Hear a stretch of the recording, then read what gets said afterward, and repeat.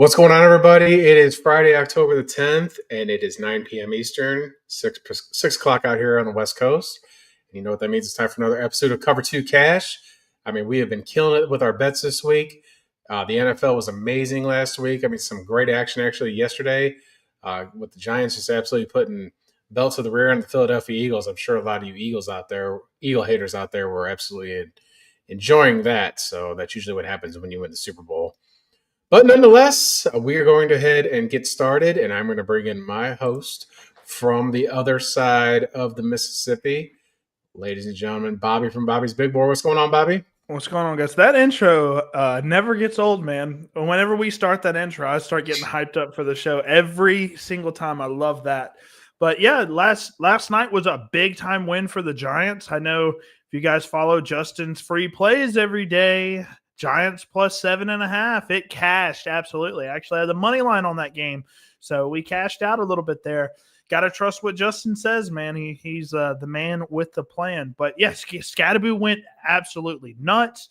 Jackson Dart is doing his best Patrick Mahomes impression, so he was making some throws, man. So I'm excited. I mean, Giants are some exciting football right now to watch, so I'm definitely going to be following them the rest of the season. Yeah, I've been 6-1 in my last 7 on the free plays. I've been 13-2 on my paid college plan. That's only $10. I've been destroying my paid. My clients are absolutely getting it. They're getting rich. I was a little boastful last week on it. I mean, I've just been absolutely murdering my college football picks. That's what I love to pick the most. I've got our free play tonight is North Texas, and they're up by 7 right now. That was a money line play. I've got a free play coming out tomorrow that I think you guys are going to like. And then I've got a 10-unit special. It's going to be part of that college football package. 10 units. I'd never do 10 units. The most I've ever done is 5. I'm 4-0 on the 5-unit plays. So these are ones that I'm super confident on, but this is almost like an all-in play I got tomorrow. There's 2 plays I really like tomorrow, but that's going to be, you got to sign up at winnable.com/JustinPaulSports. I've got a free, if you sign up for free and just sign up for the free plan, you'll get a text. You'll get an email once I put my blog up. I usually do it around 5 to 6 a.m. Pacific time. So it's about, 9 o'clock Eastern Standard Time. So you guys can wake up and have your breakfast. But more importantly, we want to win some money. And that's Absolutely. We've just been pulling in the money, pulling it in. I got a couple comments here. Let's make some cash. That's it. North Texas is up. They did say that. Attica, massive week. Yes, sir. Massive week. It is a massive week. Those wins are rolling. And we got a fantasy question right away. Start Mason Taylor or Cade Otton? All right, man. So listen, I did extensive film watching for the 2025 class, and Mason Taylor was by far my least favorite prospect in the 2025 class. Now, saying that, he has had a quite productive past couple of weeks. Justin Fields. He's been targeting Mason Taylor a decent amount, so in garbage time especially. So if they're down big and Justin Fields has to put on his Batman cape all of a sudden, I'm definitely going with Mason Taylor. For whatever reason, Cade Otton, unless all of the pass catchers are hurt, he is pretty much irrelevant. So I'm staying with Mason Taylor here, despite how much I hated his college tape. He's actually been fairly consistent in fantasy this year, and Cade Otton has put up a couple nothing burgers. So starting Mason Taylor pretty easily there. All right. Well, with that being said, let's get started with our college plays going on. Absolutely. Let's go ahead and get right into it, guys. So first thing, before we get into any of these games, we've been kind of killing it a little bit. I know you see the 1916, 1915 records from us against the spread, especially with how volatile it's been in college football with, Florida beating Texas and all the upsets that have happened over the past 2-3 weeks even. These records are really respectable. Anything over 500 against the spread's very impressive. So let's go ahead and get right into the first game. Very, very exciting game. Obviously, this isn't played at Texas, but per ESPN, that's how it's set up. So, number 6, Oklahoma, team that's been rolling, whether they have their starting quarterback or not. They're playing Texas, who have been struggling. They lost to Florida, made DJ Lagway look like a world beater. I got Oklahoma minus or plus 1.5. I think that line's moved slightly, but at the time it was Texas minus 1.5. I think it's now Oklahoma minus 1.5, if I'm not mistaken. Regardless, I'm taking Oklahoma here. So it's everybody's loves this rivalry. This is better than Ohio State, Michigan.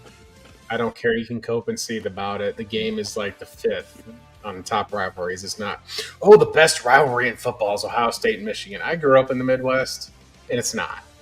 Nobody outside of those regions really cares unless both teams are ranked. Let's be real.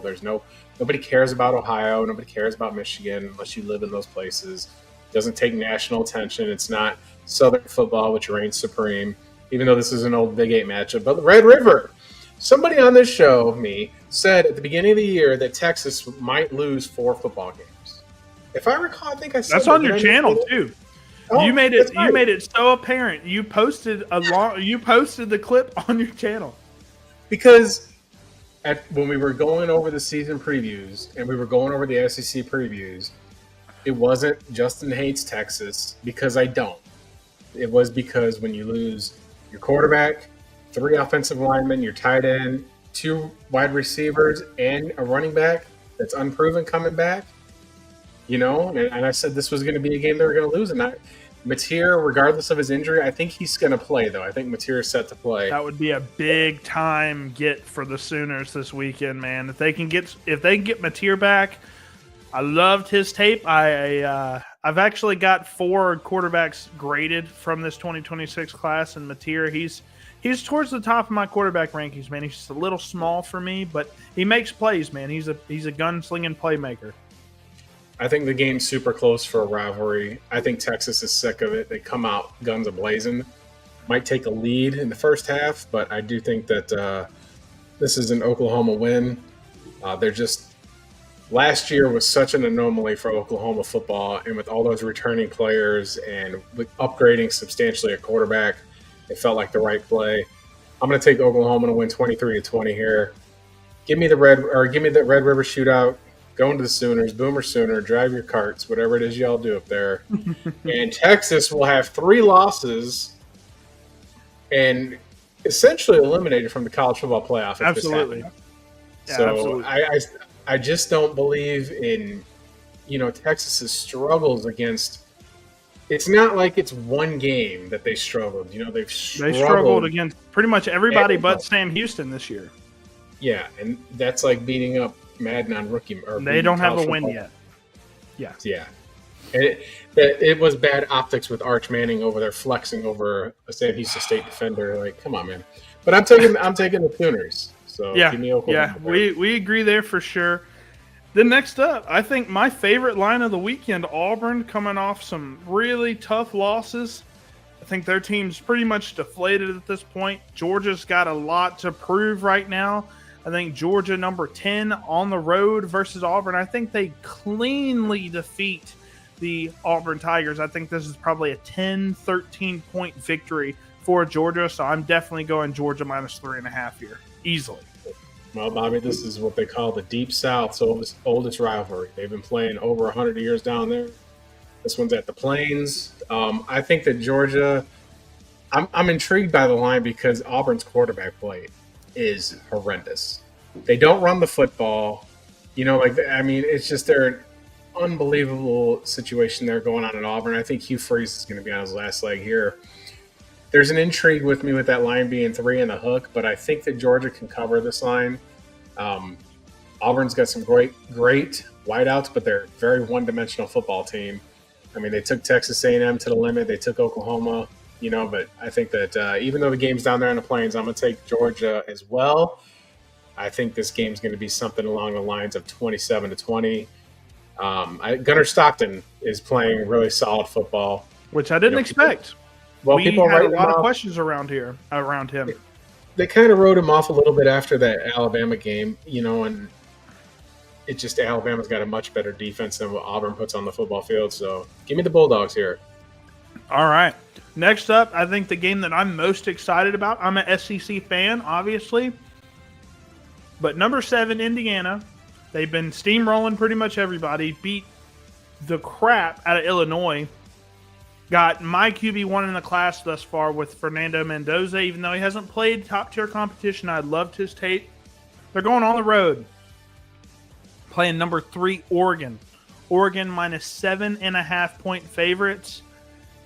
Oh, man, this is a really good line because Oregon on paper is the much better team, but Indiana has just been proven to steamroll everybody. Both of these teams have just been successful versus everybody that they've played against. I do think Oregon surprises them, but over a touchdown on that line. I think I'm going to lean Indiana plus 7.5 here, but it's a perfect line, and I wouldn't be surprised if I'm wrong here. Well, I've been absolutely beaten down on the Hoosiers, beating them relentlessly. I've been hard on them for their strength of schedule because it hasn't been one. It's been really lousy. I mean, they're playing Old Dominion. I mean, they canceled the series last year. I'm absolutely critical of this football team. And their soft schedule will likely get Indiana in the playoff regardless of what happens here. That being said, I've seen some of what Fernando Mendoza's doing. And this is a great quarterback matchup that for both of these quarterbacks can easily be projected to be first round. I mean, we got a preview here of what's going to go on. And this is Indiana. This is a true road test. You're going out west. The weather's cool. I mean, it's cool in Indiana as well. But Eugene, Oregon is a very, very, very enthusiastic crowd. Absolutely. There's a football tradition there, regardless of them never winning a national championship.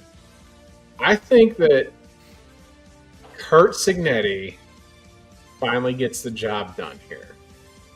I might sprinkle a little something on the money line here. It just feels like last year he got this team. He got an Indiana. This is the most losing football program in the history of college football is the Hoosiers, and they're just it's a basketball school. It always has been, and now they've got a coach in there, and they've got returning players, and Oregon has. They really, really were fortunate to hold off Penn State last week or 2 weeks ago. But they're at home, and they got that for their advantage, and I wouldn't be surprised if Oregon covered the spread, but I think the Hoosiers plot an upset here. So we are 3 for 3 in agreement, man. This doesn't happen all that often. But, yeah, I like Indiana. This could very well be a battle of who's going to go number 1 overall in the 2026 NFL draft because – Dante Moore has looked phenomenal throughout his first 5 weeks. Indiana Mendoza has just been, phenomenal. Just come out of nowhere, just being a really good football player. I hadn't watched a lot of his tape. Mendoza blew me away with the tape. He's just got to show it against high-level competition, and Oregon absolutely fits that bill. So I'm definitely going to watch that one. I'm excited to see that. And then next up, we have Ohio State, number 1 in the country, going on the road to play number 17 Illinois. I don't know why they're ranked still. I guess is their only loss still to Indiana? That's correct. That would be why. So Ohio State minus 14.5-point favorites. I think that's a pretty good line because Ohio State's been bullying pretty much everybody that they've played. I think I'm going to go with the favorites here. Plus 14.5 Ohio State, but I don't feel the best about it. Absolutely not. I want to take the points here. I'm going to take Luke Altmaier at home.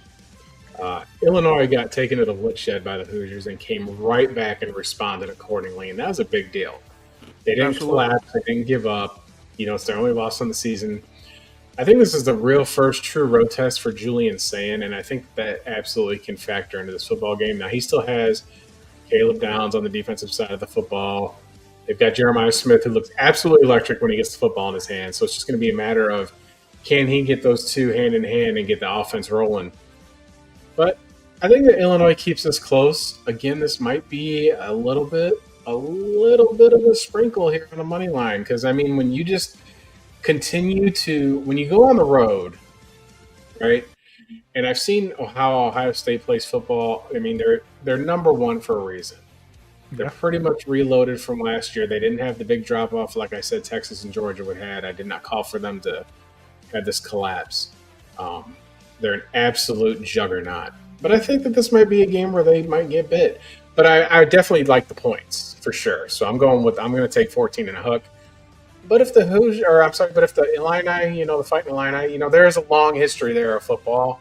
And for a Absolutely. long time, it was bad. But this is, the same school that had Red Grange and Dick Buckus and along those sorts. So I'll take the Illini. I'll take the points here.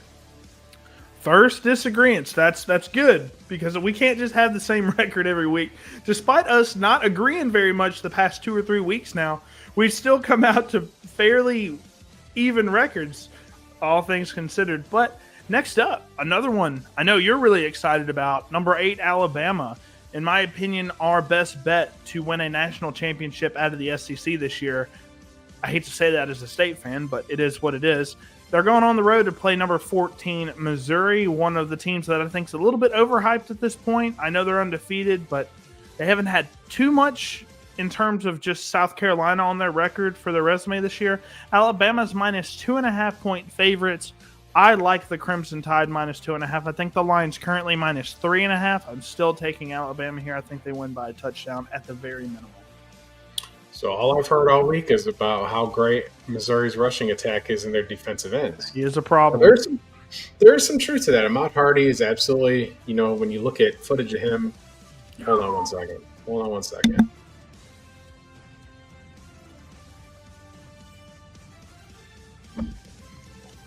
Sorry about that. Y'all didn't want to hear me sneeze on the air. When you look at Ahmad Hardy, they've got a good backfield. They can get upfield. And if they can get to Ty Simpson, it could absolutely change the dynamics of Alabama's football game. But I'm going to look at a couple things here. First of all, with Missouri, their best win, South Carolina, who doesn't look like the world beaters that we thought they were. And Missouri has not played a road game yet. This is October the 10th, and they've played 5 games at home, and they've come off a bye week. So all the cards are in their favor. But their secondary is absolutely not it. Now, I think that Alabama's game plan here is going to be actually to run the football at Missouri. I think that they're going to try and do some play action here because they're going to try and get around them edges and get to Ty Simpson, he's got to be a Heisman front runner at this point with his efficiency. He's close. I mean, last week against Vanderbilt, they got their first interception. He threw his first interception of the year last week, and it looked like a busted route on the receiver. Not blaming the white I'm just saying that's what happened from the coach's perspective. So because Alabama's able to maintain ball control here, I think that they're going to stack the box, and I think that this is a massive step up in competition for Missouri. Absolutely. Alabama's never lost to Missouri. I don't care about previous teams. I think that this is everybody. Joe Klatt, Josh Pate, all the talking heads say, oh, man, Missouri's got a chance. It looks so good. But, I mean, when you're playing some of these teams that they played, I mean, Kansas had a lead on them in the fourth quarter. I mean, granted, it's the border war. They don't play it every year like they should. But when you've had these kind of situations, you give up 31 points to a team that's not electric at football, and you're finally playing a team that's got an amazing passing attack. I mean, you got to cover – I think this is a Ryan Williams bust-out game. I think this dude has 3 touchdowns against Missouri. It's going to be 10, $153. I think it's going to be a show for the guy who carries the stuffy around. It's going to be the show. So, give me Alabama here. Give me them to cover the points. And for sure, we'll see what's going on after that. So, after the college football season's over, we always go over some of our favorite prospects for the 2026 class in this. And there's a couple of really talented guys. Alabama, you got Jeremy Bernard, who just kind of came out of nowhere, which he really didn't come out of nowhere because last year he had a really good season too, over 700 yards. But this year he's been killing it. He's a very reliable option. Kind of reminds me, just a guy that just gets open all the time. He's just constantly open. So definitely excited to see where he lands. I'm thinking early to mid day 2, probably, late second or early to mid to late second round, I think, for Jeremy Bernard if he continues at this pace. And like you said, we did the SEC preview. The spotlight player for Missouri was Ahmad Hardy. Yeah. He is phenomenal. Nobody knew who he was coming out of University of Louisiana Monroe.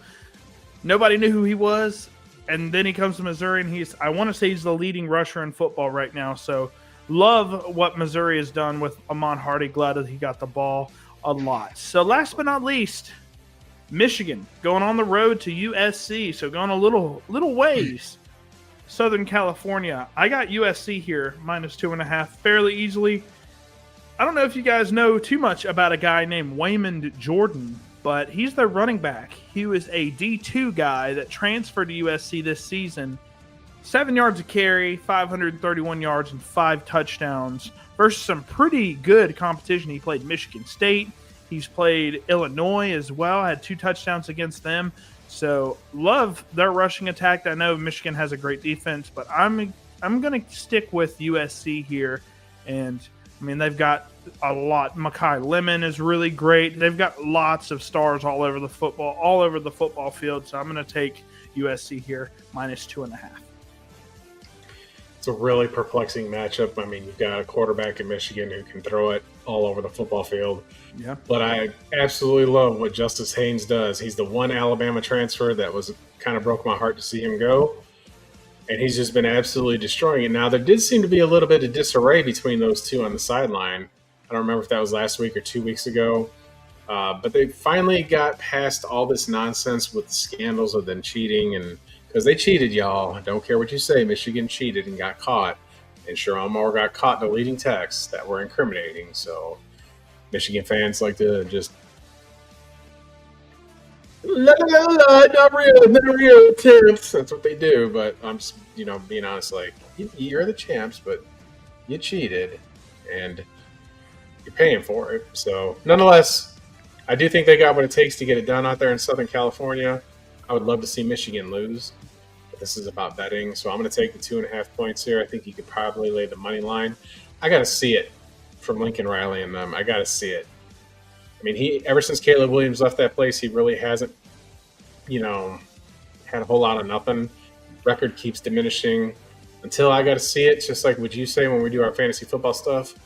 You got to give me a week of production here. Yep. This would be a good upset. If they could stop the run and make Bryce throw the football, then I think they've got a chance. So I'll take Michigan. I don't trust SC's defense to save my life. Well, I think the defensive game plans are very similar, right? We're trying to keep Mekhi Lemon in check, and we're trying to keep he's Waymond Jordan is 5'9", 215 pounds, so perfect build for a running back in my opinion. They're going to have to stop him as a wrecking ball. You're going to have to stop Mekhi Lemon, who has some of the best ball skills in football. And then Michigan, you got to stop Justice Haynes. He's been electric this year. They've got a true freshman wide receiver as well at Michigan that's been kind of tearing it up here lately. So I think very similar defensive game plans. But now, with that in the bag, guys, we get to go right into our NFL preview, covering the spread and doing our start-sits fantasy-wise for every single game minus the Thursday night football game for obvious reasons because that's already happened. But first game we're going to be looking at, the Denver Broncos going on the road to play the New York Jets. Now, New York Jets, their game last weekend, looks a lot better than it was. Scored a lot of garbage time points. This is in London. Interesting matchup because these overseas games are always interesting. Denver -7.5. Their offense has been decent. Their defense has been great. Nick Bonito actually leads the NFL in sacks right now, interestingly enough, with, I want to say, 7.5. So I'm going to say the Broncos do enough to cover here, but the Jets, they do have stars everywhere. But Justin Fields is just not a quarterback that I believe in unless I have him in fantasy. Then he puts up fantasy points, but he's not a real good, real-life NFL quarterback. So I'm going to stick with the way better team, in my opinion, in the Denver Broncos. So the Jets are 0-5, and now they're going to go across the pond and play an international series. But I think this favors the Jets a little more than the Broncos because it's less travel there a little bit. Yeah. I don't think the Jets are going to win this football game, but they've been in every football game pretty much. I mean, they don't quit. I like Breece Hall in a matchup here. I like Garrett Wilson in the matchup here. Pat Surtain, God bless him. I love him, but he got cooked last week. Man, did he get destroyed. Kind of unique for me to see that because I've rarely seen that happen to him.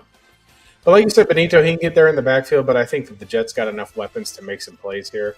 Might be a spot where the Broncos might be resting on their laurels a little bit, especially with the Chiefs losing last week. they've got a real opportunity here to make a run in this division. But I'm going to take the Jets to cover. Give me that hook. That hook might do it. I could see it being a 24-17, 23-17 type of football game. Jets might get a garbage touchdown to cover that line. So I'll take that all day. All right. Sounds good to me.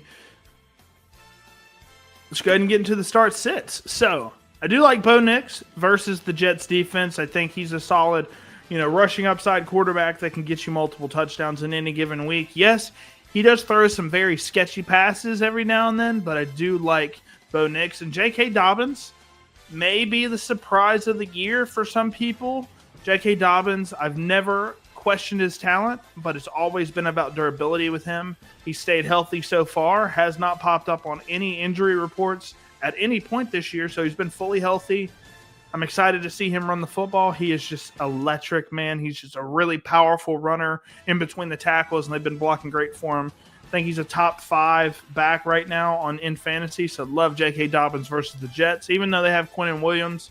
And then Justin Fields, the absolute prime example of a quarterback that may not be so great in the NFL as like an actual quarterback, but just gives you fantasy points. I think he had like 6 points in the fourth quarter, total fantasy points, and then just put it on and ended up with 30 fantasy points if you're in a 6-point passing touchdown league. Justin Fields went crazy. So definitely think he's startable just because of the overall rushing upside, even though I don't think he's the best actual quarterback. Breece Hall, he's been looking up and up. I don't think he finishes the season as a New York Jet, but I think he's been solid enough. He's been catching passes. Braylon Allen is out, unfortunately. I loved Braylon Allen. I was really high on him preseason. He's hurt. He's probably going to miss the majority of the season now. So Breece Hall is the primary guy with Isaiah Davis mixing as a change of pace back here and there. So love Breece Hall. I think he's going to get a ton of volume this week as long as they're not super far behind. And then Garrett Wilson. Garrett Wilson's a guy that just didn't really get targeted a whole lot last week until the fourth quarter. I think Justin Fields and Garrett Wilson, they're getting that chemistry back that they had in college. And I think Garrett Wilson's a no-brainer start each and every week. And then for the sits, RJ Harvey, unfortunately, his best week was when he got a ton of garbage time against the Bengals a couple of weeks ago. I love the talent, but JK, you can't not feed JK 20 times a game because of how well he's been playing. So until JK gets hurt, I'm staying away from RJ Harvey for the time being. Love him in Dynasty, though. Evan Ingram, I think he's a trap. You should stay away from him. I know he had like 4 catches for 45 yards and a touchdown last week. Stay away from him. I think he's bait.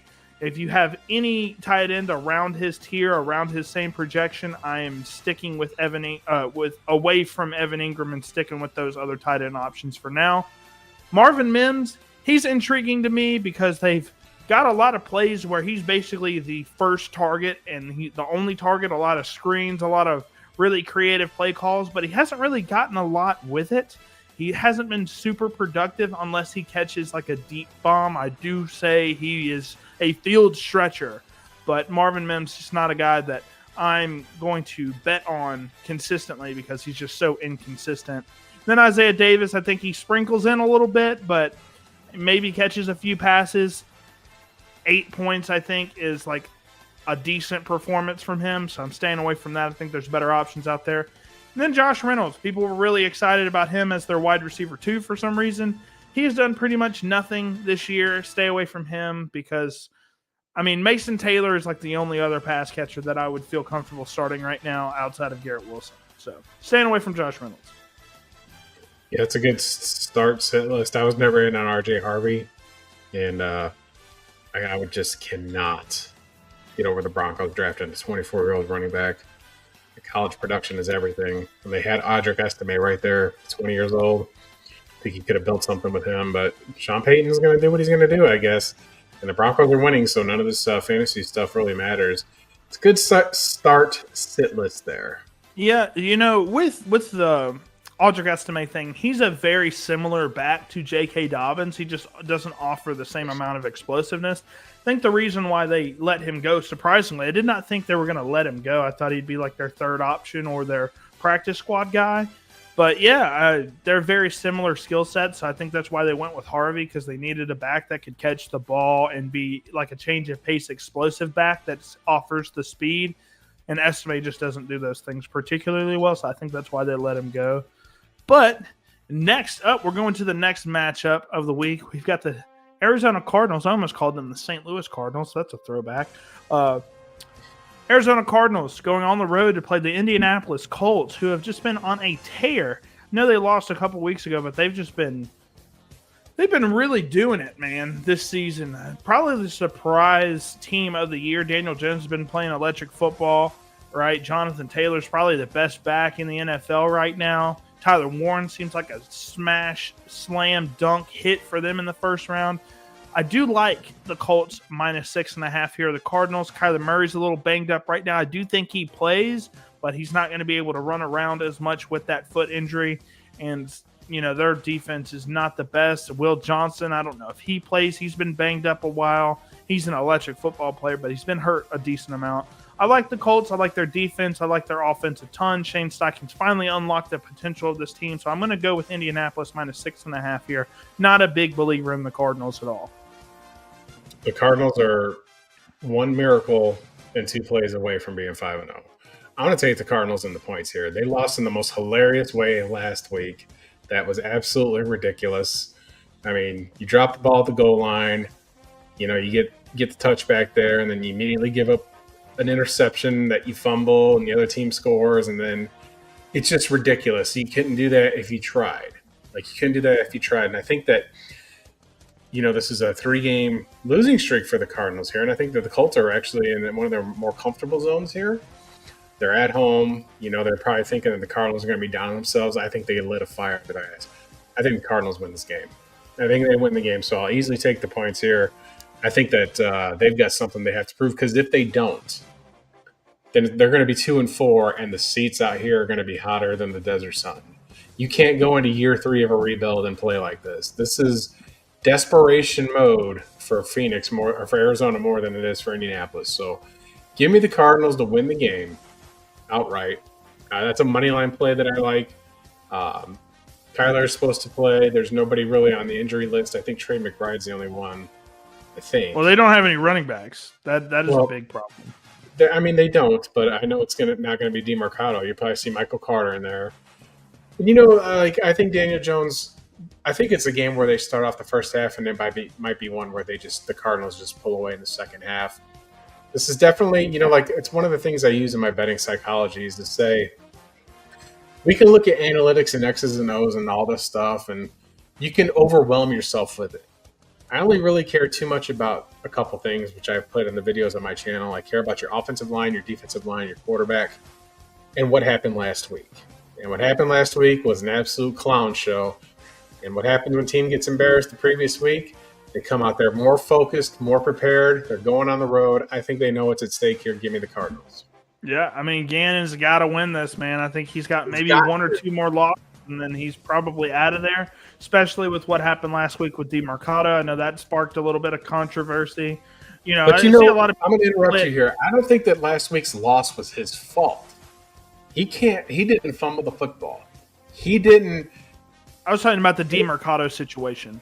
No, I know. And I think that was kind of a spark. I think it's worth the $100,000 fine, because you're telling your team, I'm not putting up with this.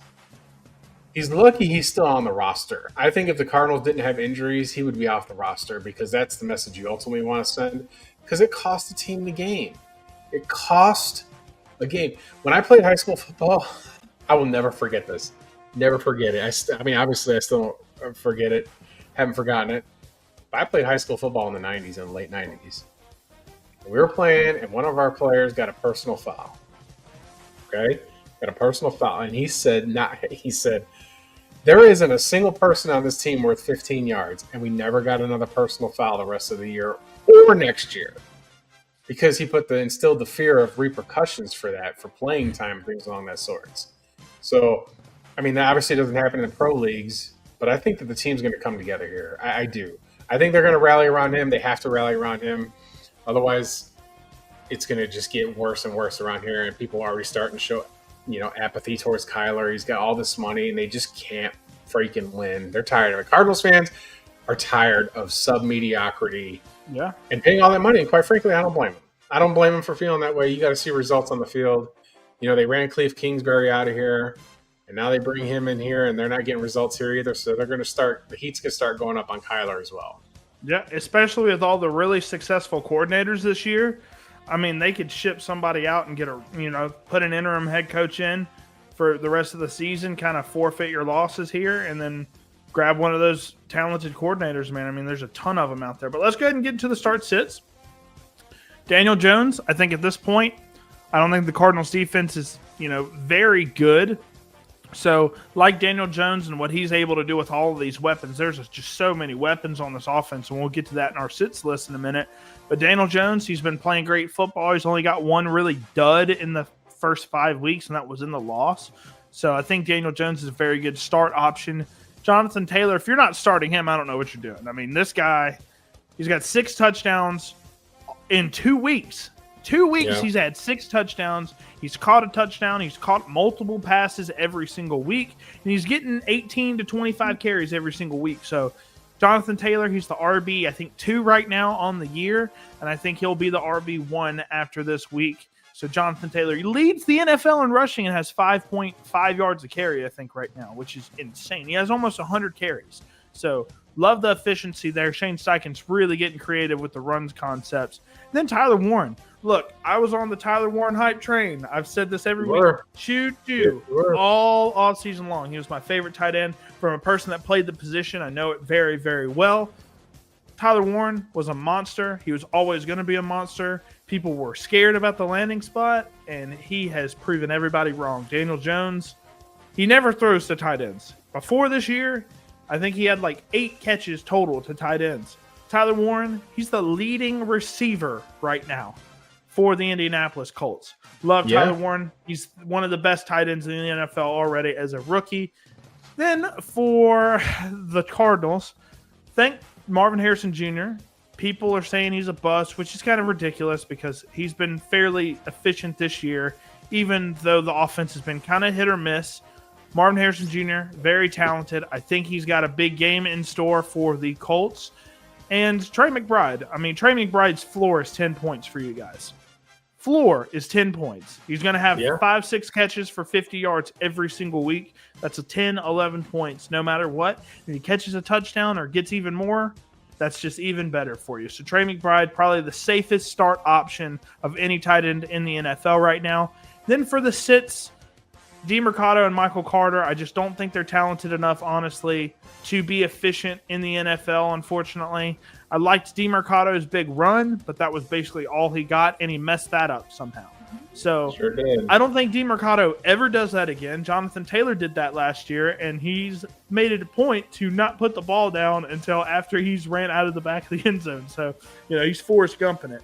So DeMercado probably never does that again. He's learned his lesson. It only takes one time. But I don't think either one of these backs are talented enough, just unless they just break off a big run randomly. And then for the sits for the Colts, I think it's all the pass catchers. Michael Pittman Jr. might be the only guy that I'd feel comfortable with outside of Tyler Warren, obviously.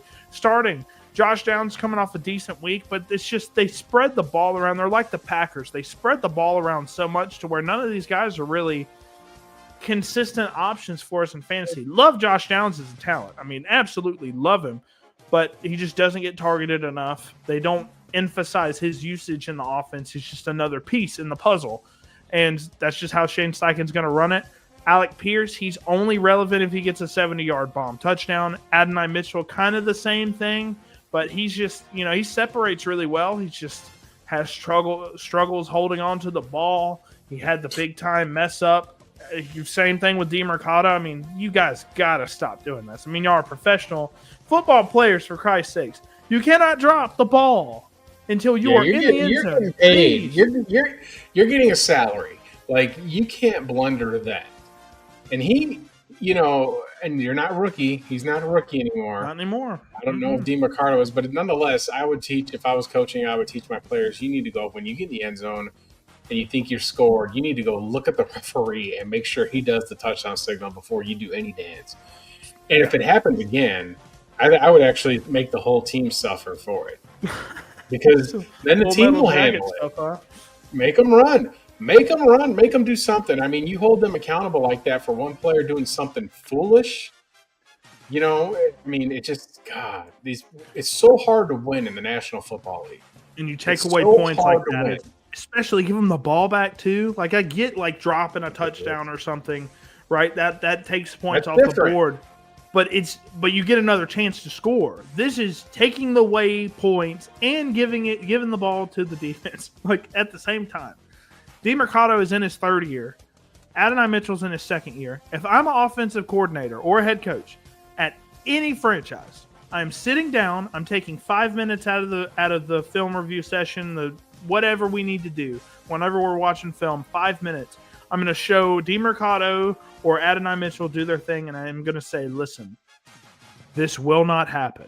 Like, just take 5 minutes. Tell your players, this will not happen. If this happens, you're not playing anymore. That simple. Set that precedent. I don't care if you're Marvin Harrison Jr. I don't care if you're CeeDee Lamb. You won't play if you do this because it's unacceptable. You can't do it. It hurts your team. It hurts your team, and it's something so stupid and like meaningless. Why drop the ball? Like it just doesn't make any sense to me. I know you want to look cool when you score your touchdown. Don't do it. You're not dropping the ball until the ref pries it out of your hands. So that's what I'd be doing if I was an offensive coordinator. But next matchup, interesting matchup because both teams have cooled off significantly. I know the Dolphins, they lost in just hilarious fashion last week. The Chargers have just been, they were super hot. They were like the Saints last year. The first two games, they were just killing it on offense. Obviously, they lose Amari and Hampton. That's a big loss at the running back position. But outside of that, I mean, I know they lost Joe Alt. He'll be out for a few weeks. Rashawn Slater. So that's brutal. Both your tackles. I mean, franchise tackles are out. So they do have some injuries, unfortunately. But, I mean, Herbert struggled a little bit because of those tackles being gone. He's I think he has 2 touchdowns, 3 interceptions in the past 3 weeks now, despite going 5 touchdowns, no picks in the first 2 weeks. So I think the Chargers going on the road versus the Dolphins, who have shown some life. You know, they were up last week, I believe, and then they just kind of fumbled the bag really hard. I think I like the Dolphins plus 4.5 here. You know, they've been playing really solid football since Tyreek's been hurt, honestly, which is weird to say. And the Chargers are just a team that's on a downward slope right now. I do like the Chargers team a little bit more on defense. I know they lost Khalil Mack, but they did get Odafe Owe, which we need to talk about a little bit. Odafe is an amazing player, former first-round pick for the Ravens. 10-plus sack season last year. Love what he puts on tape. Super explosive, fast edge rusher. But I don't think that matters. I like the Dolphins plus 4.5 here. I think they can get it done on offense. Achane's healthy. Waddle has looked great in the wide receiver 1 role. So, yeah, I'm sticking with the Dolphins here. I do too. I like Dolphins getting points here, but man, Tua is just saying some of the wildest stuff in the media. He already said yesterday. No, said, man. Win or lose, I go home to my kids. Like that's just an odd thing for him to say. It's true. He probably didn't even have any kids, man. He's just saying. Well, he does. No, I know, but I know it's a CTE joke with him and all his concussions and stuff like that. You know. But it's funny because these two quarterbacks here were in the same draft, and I think that the Dolphins fans were kind of screaming that they didn't take Herbert and instead took Tua. Tua was way more pro-ready than Herbert, in my opinion. Well, even though Herbert went crazy his rookie year, I thought Tua was much more ready, and Herbert was way more raw, more upside, though. It does feel like Tua's lost some zip on those throws. But I think that the team is relieved that Tyreek Hill is not there. But Jesus, like Mike McDaniel, like this team is, if I was a Dolphins fan, I'd be absolutely flustered with him because his demeanor towards the media and his slumping and his body language, and he's saying really odd things at the podium too. Like, it just, how long is this going to happen? You know, I mean, but there's so much talent on the offensive side of the football here. You know, Achane can break one at any time. Waddle can burn anybody. You know, at Alabama, he was absolutely cooking. Yeah. We got a guy like that there at Alabama now. His name's Latsier Brooks. Wears the same number. He's a freshman. Write that name down. He's the next Jalen Waddle. Latsier Brooks, number 17. Just glides and flies like the wind. But I do think that with Tyreek being out of there, and I think that it benefits, a team in South Florida when a team from the West Coast comes all the way out there. So I'll take the Dolphins to cover here. They might win the football game. Just a battle of former first rounders. Dolphins need to win a little more. Should be an exciting football game, though. Yeah, I think for now the Chargers are just a fade team for me until Omarion Hampton and Joe Alt come back, because those are just pivotal positions. Yeah, they're going to run the ball with Hassan Haskins, and you got them both on the sit. Although I do love Hassan Haskins, I think Hassan Haskins is a really solid. I do like Hassan Haskins. I love him. I really liked him in the preseason from what I saw, but I'll go over them in a moment. But Justin Herbert, I think this is a defense that he can take advantage of a little bit. I do think Herbert is a very good quarterback. He's just struggled with a little bit of injuries to his offensive line, but I do think he's solid enough to where he can give you a good game regardless. Quentin Johnston, we've talked about him every week now. Quentin Johnston has been amazing this year. I know he didn't put up the best performance. I think he put up like 8 or 9 points this past week. I think Quentin Johnston's going to have a really good game this week, so love his outlook. Ladd McConkey's finally getting targets. I know people were getting a little scared, Ladd McConkey owners in Dynasty and just fantasy football in general. People were really scared about Ladd McConkey, and people were like, oh, Justin Herbert's feeding him again. He had like 5 targets. I mean, it wasn't a ton. I think Keenan Allen had more targets than him, but he did catch the touchdown, which really helped out his numbers. I do think Ladd McConkey is just slowly but surely getting back into this offense, trying to demand targets a little bit more because he was electric last year. So I think Quentin Johnson, Ladd McConkey, Keenan Allen even is a solid start if you need for a flex option, but I think I'm starting Quentin Johnson or Ladd McConkey over Keenan Allen. Then Tua Tagovailoa, I think the defense for the Chargers is a little banged up, and I think Tua can take advantage. I mean, he's had some really solid performances over this year. He's only had a couple of big duds. So I think Tua, he's a solid, obviously offers little to no rushing upside, but does all of his work through the air. I think Tua can have a decent performance, especially with his number 1 receiver, Jalen Waddle, who was having a great day already. And then he gets the 45, 50-yard touchdown from Tua. So you already see Tua throwing the ball downfield to Waddle. He can absolutely burn anybody, as you can see. Didn't run the fastest 40, by the way. I think he ran like a 4.48 40 because he was a little hurt at the combine. But I promise you, I see 4.32 speed out there easily for Jalen Waddle. He tried in the national championship against Ohio State. He got hurt in the Tennessee game and was trying to make it go and was in there for 2 plays and said this ain't happening. So he's clearly better than that 40 time that he had there. He's one of the fastest, most electric players I've ever seen, one of my favorite Alabama players ever. Yeah. Now for the sits, Hassan Haskins. I love him as like a 6. I mean, he's huge. He's 6'2", 220. I mean, he's a big guy. I think he's going to be the primary back that they lean on for this Harbaugh offense. I think he will get the majority of the carries. But last week, it was split. It was 50-50 in terms of carries. Vidal had 50% of the carries, Hassan Haskins. And they both caught a couple of passes as well. I think Haskins is just a little bit better. I think Vidal offers more of like a change of pace, third down back. So I like Haskins a little bit more, but I'm staying away from either of them unless you absolutely have to start one of them. Oronde Gadsden, I'm really excited about him as a future guy, but he's just kind of – you just don't really know where his usage is in the offense. I mean, a couple of weeks ago he had a great day, 8 targets, I think, 50 yards, 60 yards, something like that. And then he's just kind of been in and out of the offense. Lower snap shares is just kind of weird. He's a big guy, very solid hands, very reliable jump ball target.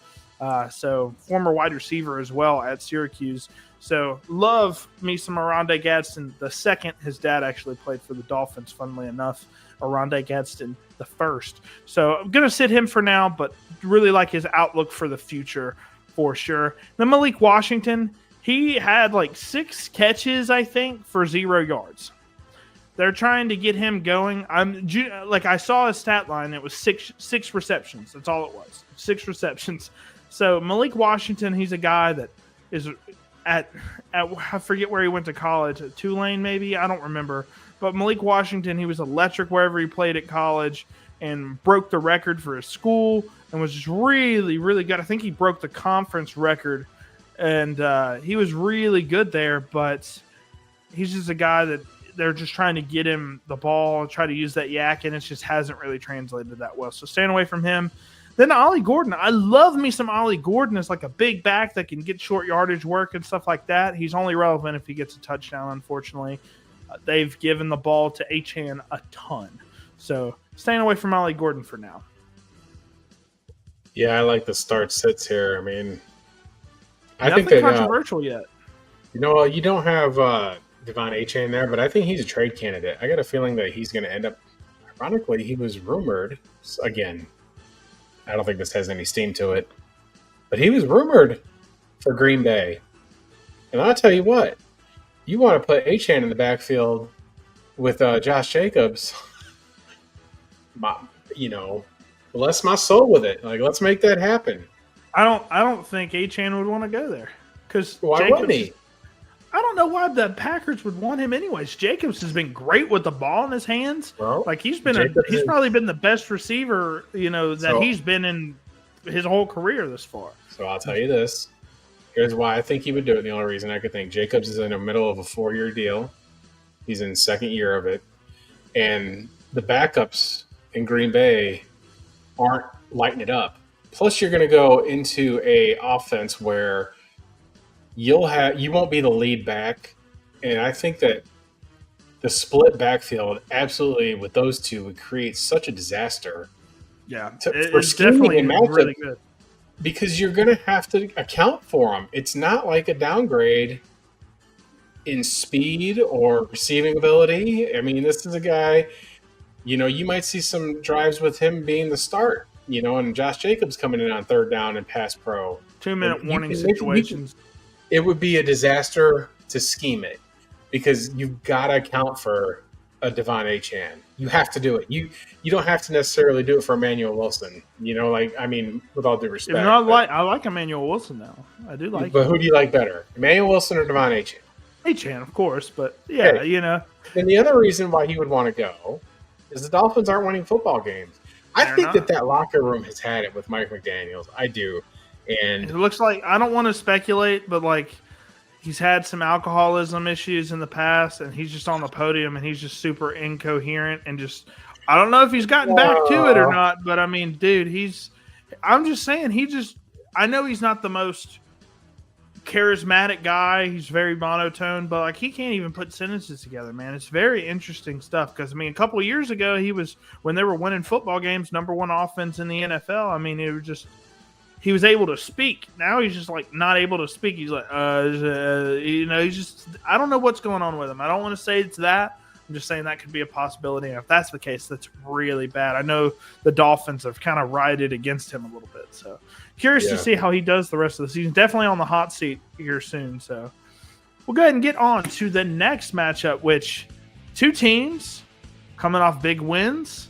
Patriots had a really good win this past weekend. The Saints, they ended up beating the Chargers. Who'd they beat? They beat the Chargers, right?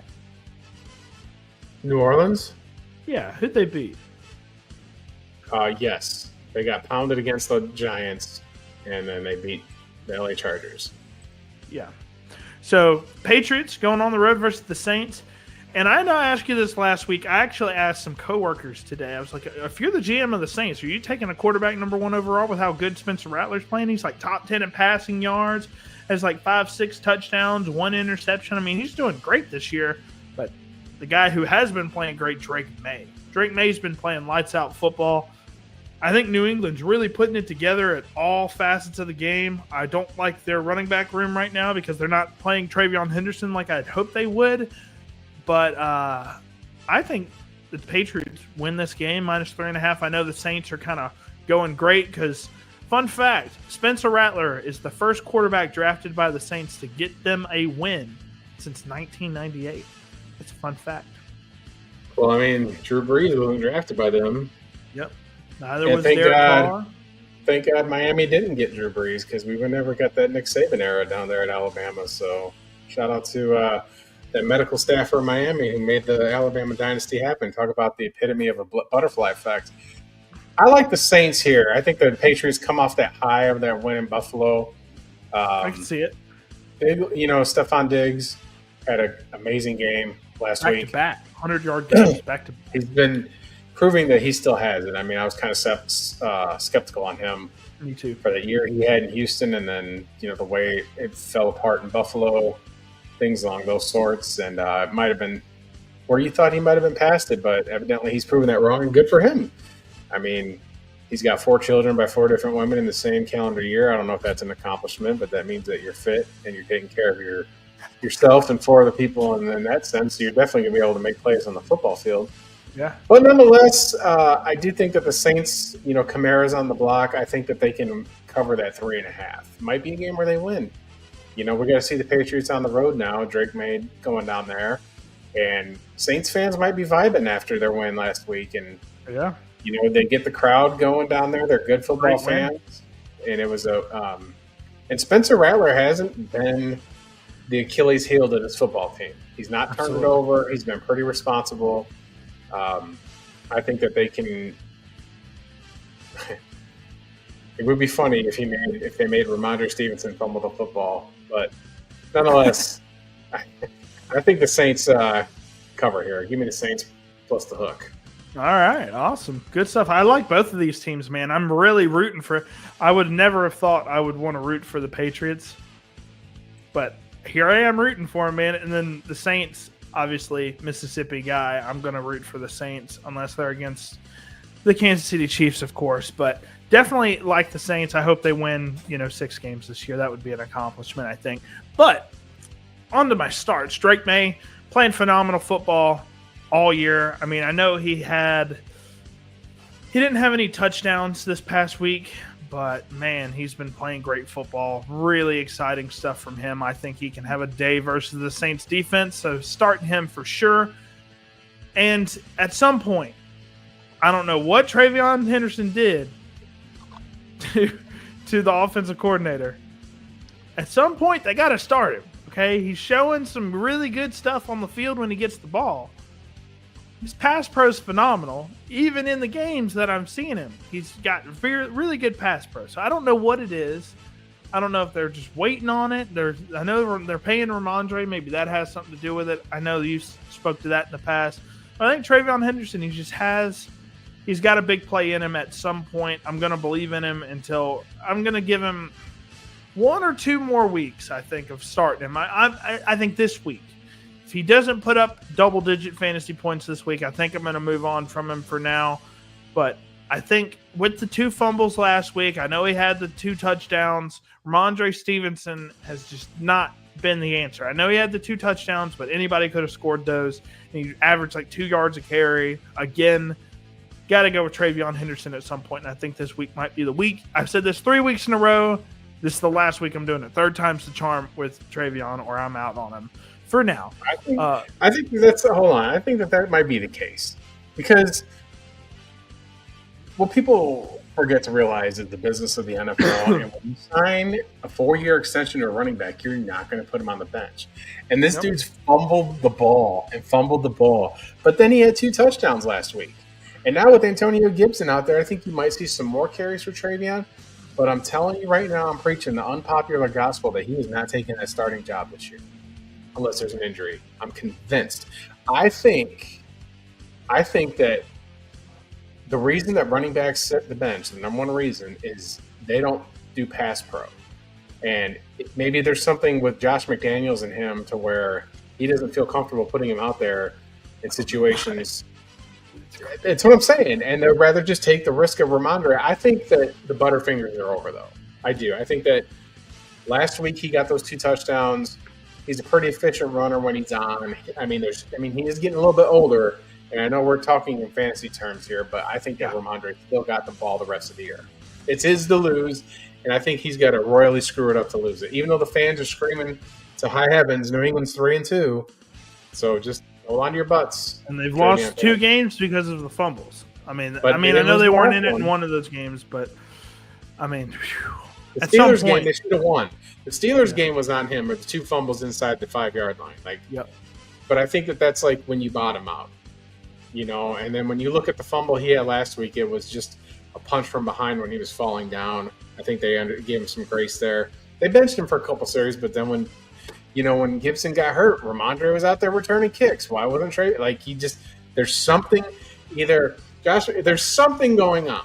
Yeah, Josh McDaniels, I don't know. Maybe Travion was doing some stuff with Josh McDaniels' wife or something behind the scenes. I mean, it's got to be something. I'm not going to go that far. I just think it's pass pro more than anything else.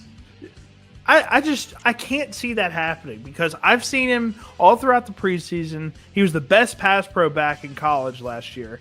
And even when he takes snaps at pass pro, I mean, he's just been phenomenal at it. So I don't know what it is, man. I've watched his pass pro reps this year because you brought that up a couple weeks ago.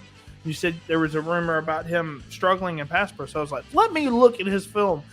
And I've been very impressed with him. So I'm just very curious to see what it is. Maybe they're holding him for later on in the season because I know he's got some durability concerns throughout college. So maybe that's it. I'm not sure, but we'll move on from Travion Henderson. One more week of him underperforming, and I'm going to sit him for a considerable amount of time.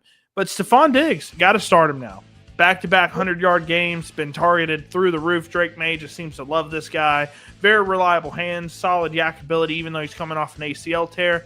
So Stephon Diggs, I think he's a very solid flex option right now. Even a wide receiver 2. I mean, he's putting on wide receiver 2 numbers right now. So Spencer Rattler, I think at some point he's got to be your QB2. I'd start him over guys like, I might start him over Darnold, man. I'd start him over Geno Smith, absolutely. Start him over any of the backups like Joe Flacco, Carson Wentz. I'd start him over J.J. McCarthy. I'd start him over probably 10 quarterbacks, 10, 15 quarterbacks right now. I mean, I think Spencer Rattler's been doing great this year. So definitely like him as a QB2 option. And Chris Olave, he's a guy that I was hating on all offseason. I thought he was overpriced in Dynasty. I thought he was overpriced in Fantasy.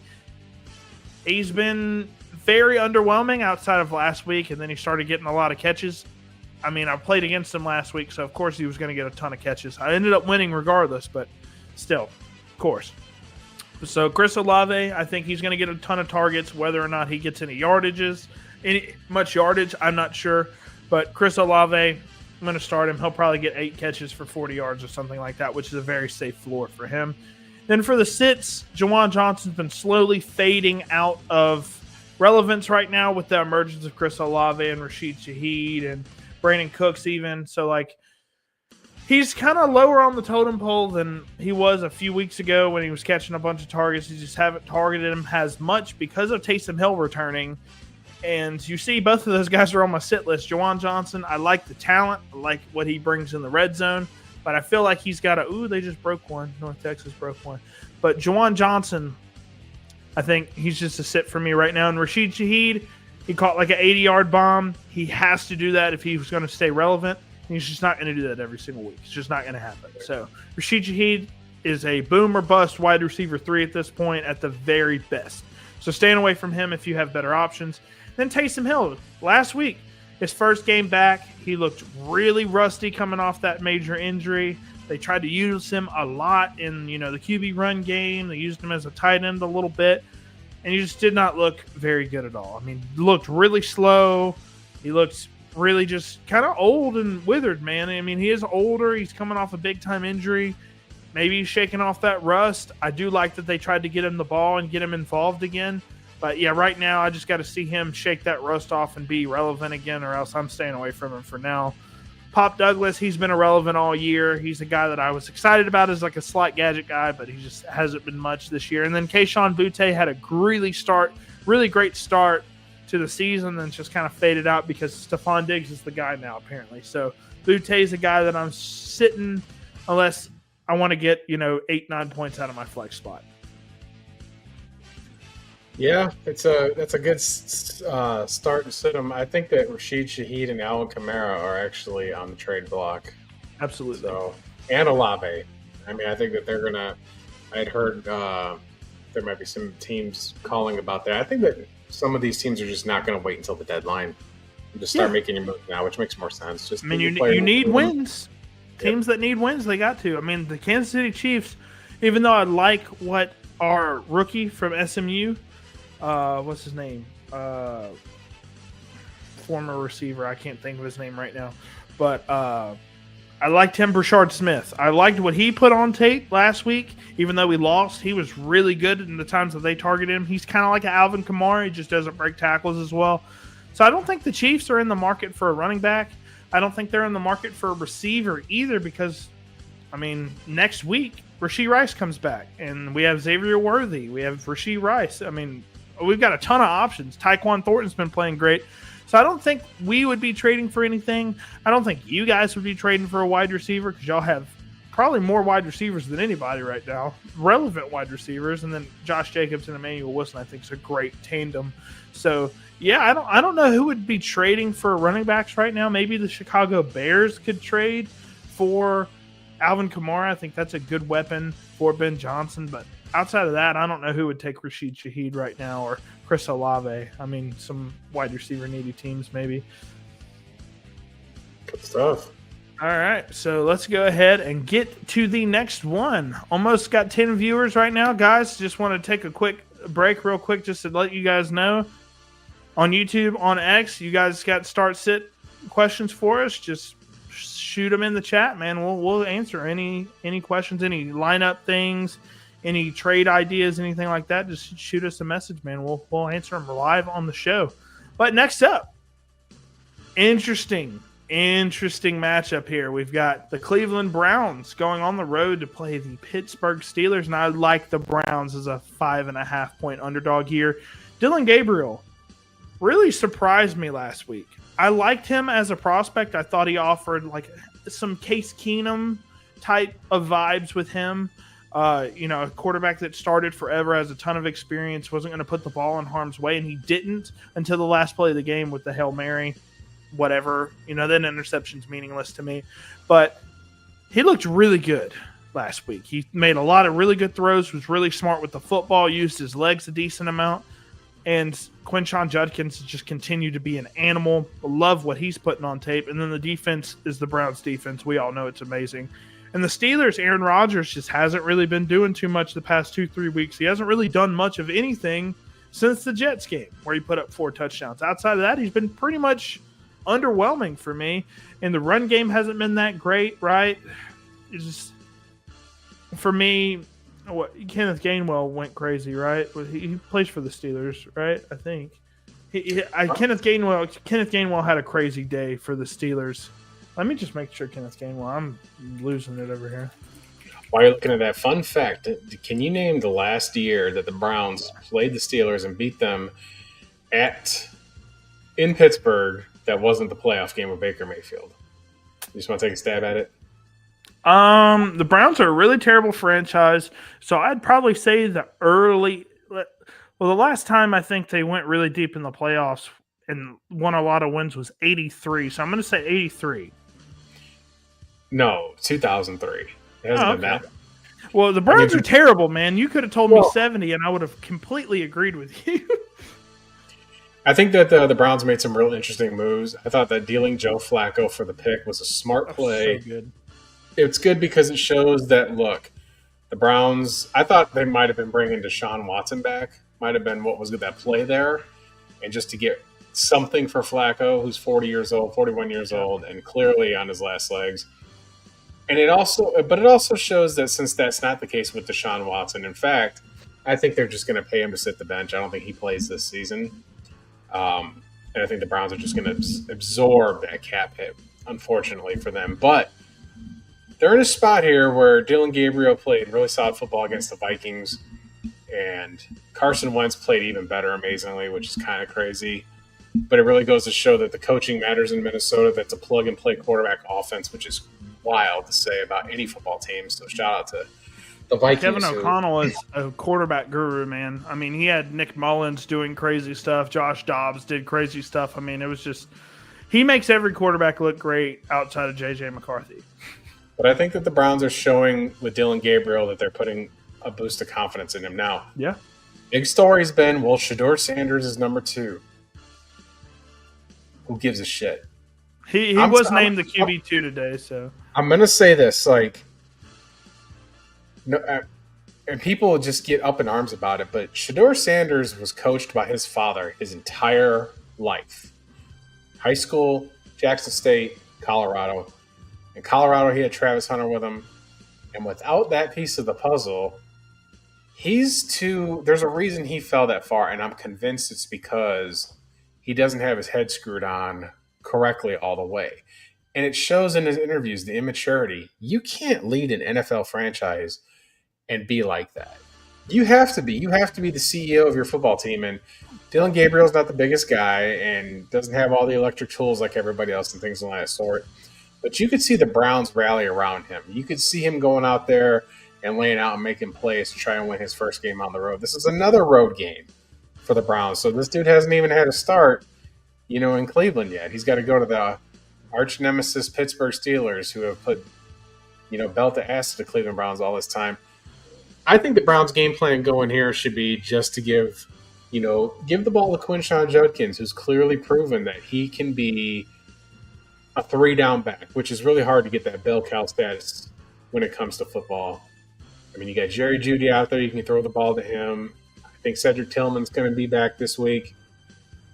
There's a lot of options to attack a Steelers team now. We're speculating that the Steelers might trade Pat Freiermuth, which I think they should, because I was advocating for Darnell Washington throughout the draft. I was hoping the Packers would take him. Big 6'7" red zone beast who blocks like an offensive lineman, just an absolute unit of a person. I mean, big old Georgia Bulldog, number 0 when he was there, just big human being. I think he's a better option offensively for Aaron Rodgers. And, DK Metcalf, is he going to be able to snap off again? Are the Steelers going to be able to repeat the performances that they've had? I mean, they're still the front runners in the AFC North. And I think that this game will be super close. I will definitely take the Cleveland Browns and the points here. Not exactly a premier matchup on the schedule this week, but it is an AFC North matchup. So Bobby stepped away just so you guys know he has kids he has to take care of sometimes, and that is okay. We got 11 viewers. I want to take a moment to thank you guys for joining Cover 2 Cash. We do this show every Friday, 9 p.m. Eastern. We've already went over our college football picks. Please subscribe to the channel. I'm trying to get to 200 subs. I'm so close. I appreciate y'all so much for tuning in. And let me know in the comments, whether it's on X or whether it's here, if you've got any suggestions on the show, anything that you think we should be talking about, any critiques, any praise, any of that stuff works. But like I said, this is an AFC North matchup, and the AFC North is an absolute disaster. It's a train wreck. The Steelers have come out all right, but the Ravens have absolutely fallen off a cliff. The Browns have had their struggles, but they'll be better with the quarterback and the Bengals. We'll get to them in a little bit. But like I was telling Bobby, I think that the Browns could cover the points here. Me too. Like I was saying, I think they could outright win, man. Sure they could, but it's they may be thinking about trading Pat Freiermuth, is what I kind of heard. And I love Darnell Washington as a player, man, big time. Yeah, he was really solid last week, man. He got a lot of snaps. I want to say he played like 75-80% of the snaps last week. So, really good stuff. So, Dylan Gabriel, I think he's a solid start. I mean, he showed it last week. I was really, really impressed with him. So, really liked what he put on film last week. I think he can get you 20 points here versus the Steelers defense, surprisingly enough. Quinshon Judkins. I mean, you have to start him. I mean, if he's your RB1, I wouldn't feel bad about it. He's been electric for the past 4 weeks. I want to say he might lead all rookies in rushing yards right now after this weekend, of course. I think Scadaboo leads them right now. Maybe, I'm not sure. But Judkins has been playing fantastic football. So, love what he puts on tape. Harold Fenton Jr., I think he's a guy that, he caught a touchdown last week. Four catches, I think. 12 yards and a touchdown. He's a guy that they're just going to get the ball every single week. He's playing wide receiver basically as the tight end position, so love his upside every single week. He's a cheat code at the position. Jaylen Warren, he's back from injury. I do think Kenneth Gainwell did earn a little bit more touches with how electric he was, but I do think Jaylen Warren, he's going to get the majority of the touches. He's really good. We'll see how he does coming off the injury. I think he'll be solid enough to where he can get you 10 to 15 points fairly easily. but we will see because he catches all the passes. Then DK Metcalf, I think he's good for a couple of big catches a game, and that's just enough for him to be relevant in your flex spot. I think he's good for 10 to 12 with the upside of getting a touchdown out of nowhere like he's been doing the past couple weeks. Then for the sits, Jerry Jeudy, man, he's just been kind of like the underwhelming wide receiver of the year so thus far, and I don't think it's necessarily his fault. I think it's because, the offense just hasn't really utilized him that well for the Browns. And last week, Gabriel came in. I thought he might get boosted up because of the upgraded quarterback play because Flacco was so bad. 2 catches, 2 targets, 2 catches, I think 13 yards. So they're going to have to get him involved. Right now, I'm staying away from Jerry Jeudy. I got a guy desperately trying to trade him away, and nobody wants him. I just got to see a big game from him first. Last year I looked at a lot of his tape because, he had a breakout year last year. Just love the tape. Love what he does with the ball in his hands. He's super fast and explosive, but he's just a guy you got to stay away from because he's not getting the volume. And Isaiah Bond, I like him as a player, super fast, explosive guy as well, but he's just not getting the targets. So we got to wait and see what Dylan Gabriel ends up favoriting at the wide receiver position because right now we don't know. So staying away from the wide receivers for now until we get a good read on who Gabriel's liking. If you look at a screenshot here of all those Browns players, regardless of start and sit, it's a better group than what they've got in Pittsburgh. Hands down. I like all the players. Isaiah Bond, obviously a little sore spot for leaving Alabama for Texas, but the talent's still there. Good for him for getting out of his legal troubles and getting on the football field. The same thing with Judkins. Had a legal issue, went out there and started performing. I made a trade for Bond in one of the leagues because of his target share was pretty solid. I think that he'll be better than Cedric Tillman. He's super young, too. Good start-sit list there. Real good one.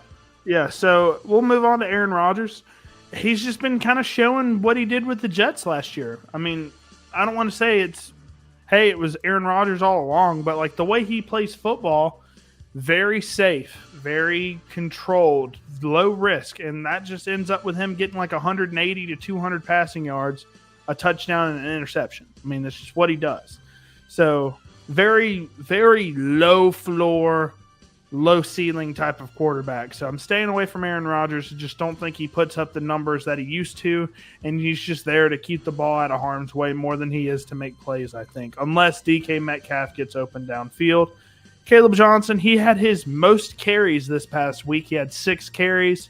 I think they're trusting him a little bit more and more each week. I loved what he put on tape at Iowa last year, but he's just a guy you got to wait until he gets the majority of the carries before he gets relevant, and Jaylen Warren's just a guy that's going to stay relevant for now, especially with Kenneth Gainwell playing how well he did last week. I think Caleb Johnson's firmly the RB3 in this offense for now.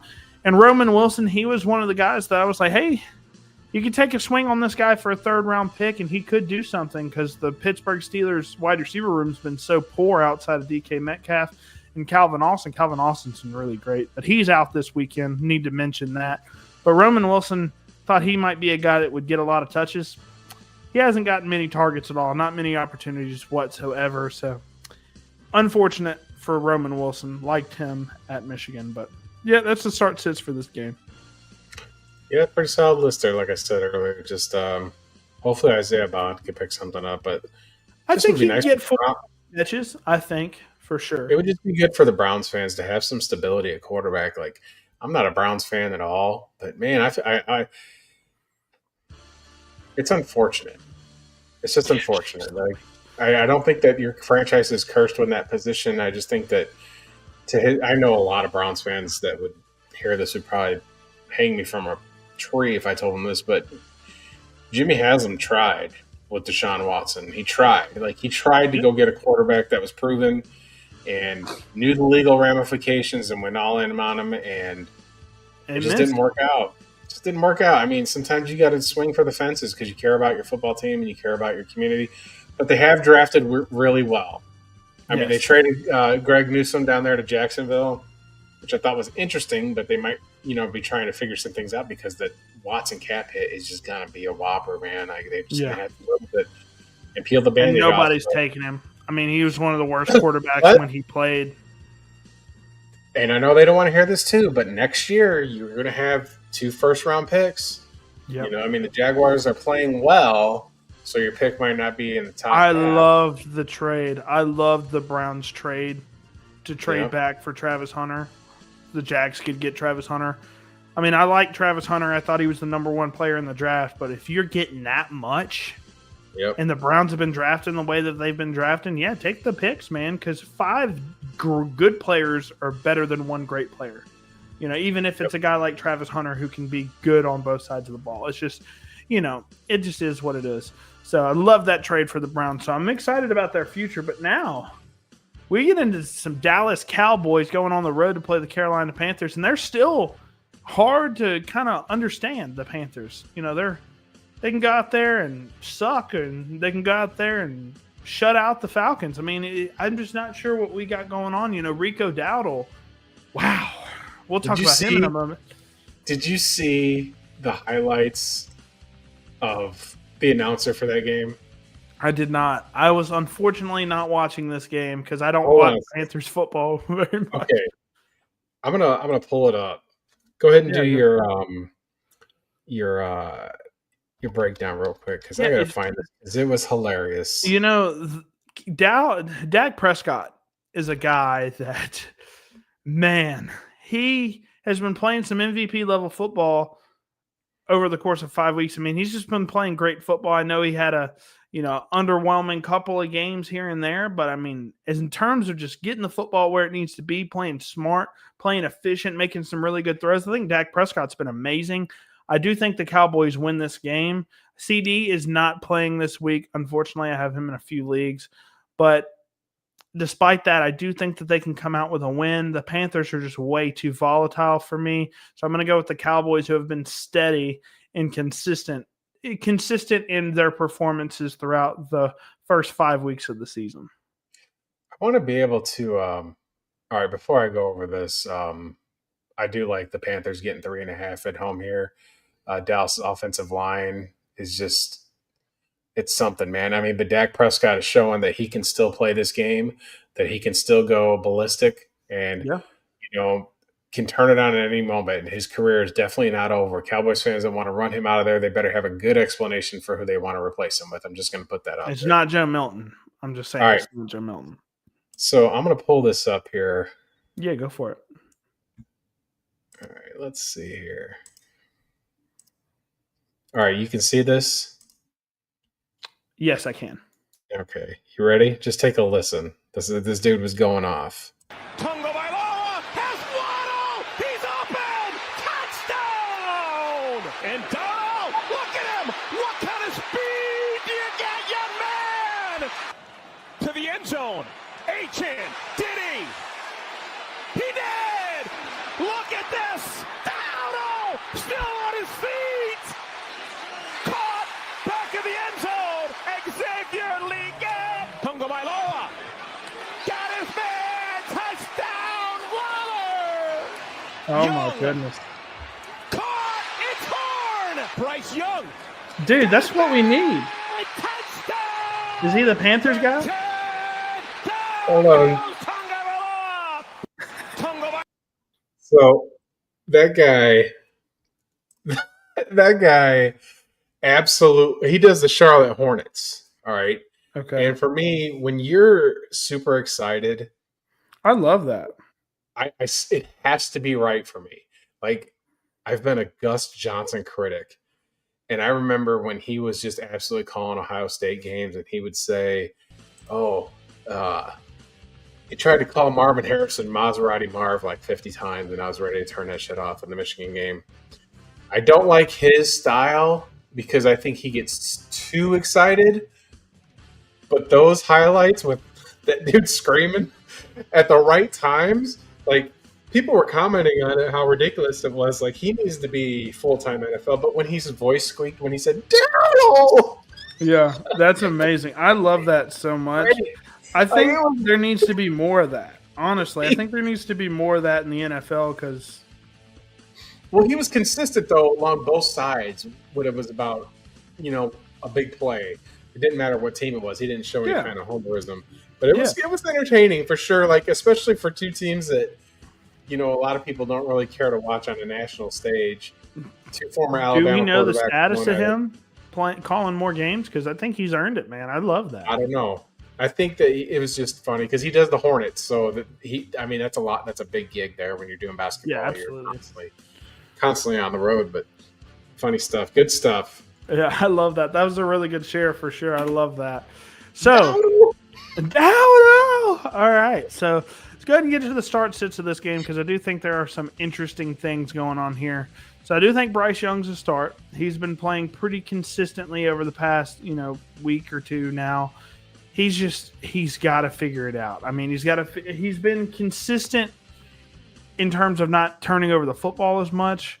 We just got to see more. He had that great performance versus the Falcons. We just got to see it more. I think versus the Cowboys, their defense is pretty bad. So I do like Bryce Young here to start as my QB2. I wouldn't feel super bad about it. And Ted McMillan's just a guy, he's going to get 5-6 catches a game at the minimum, probably 60, 70 yards. So love Ted McMillan. Every time the games are on, you just see Ted McMillan made a big play on Sleeper for 23, 25, 28 yards. Same thing with JSN. I mean, these guys are just catching bombs all over the place.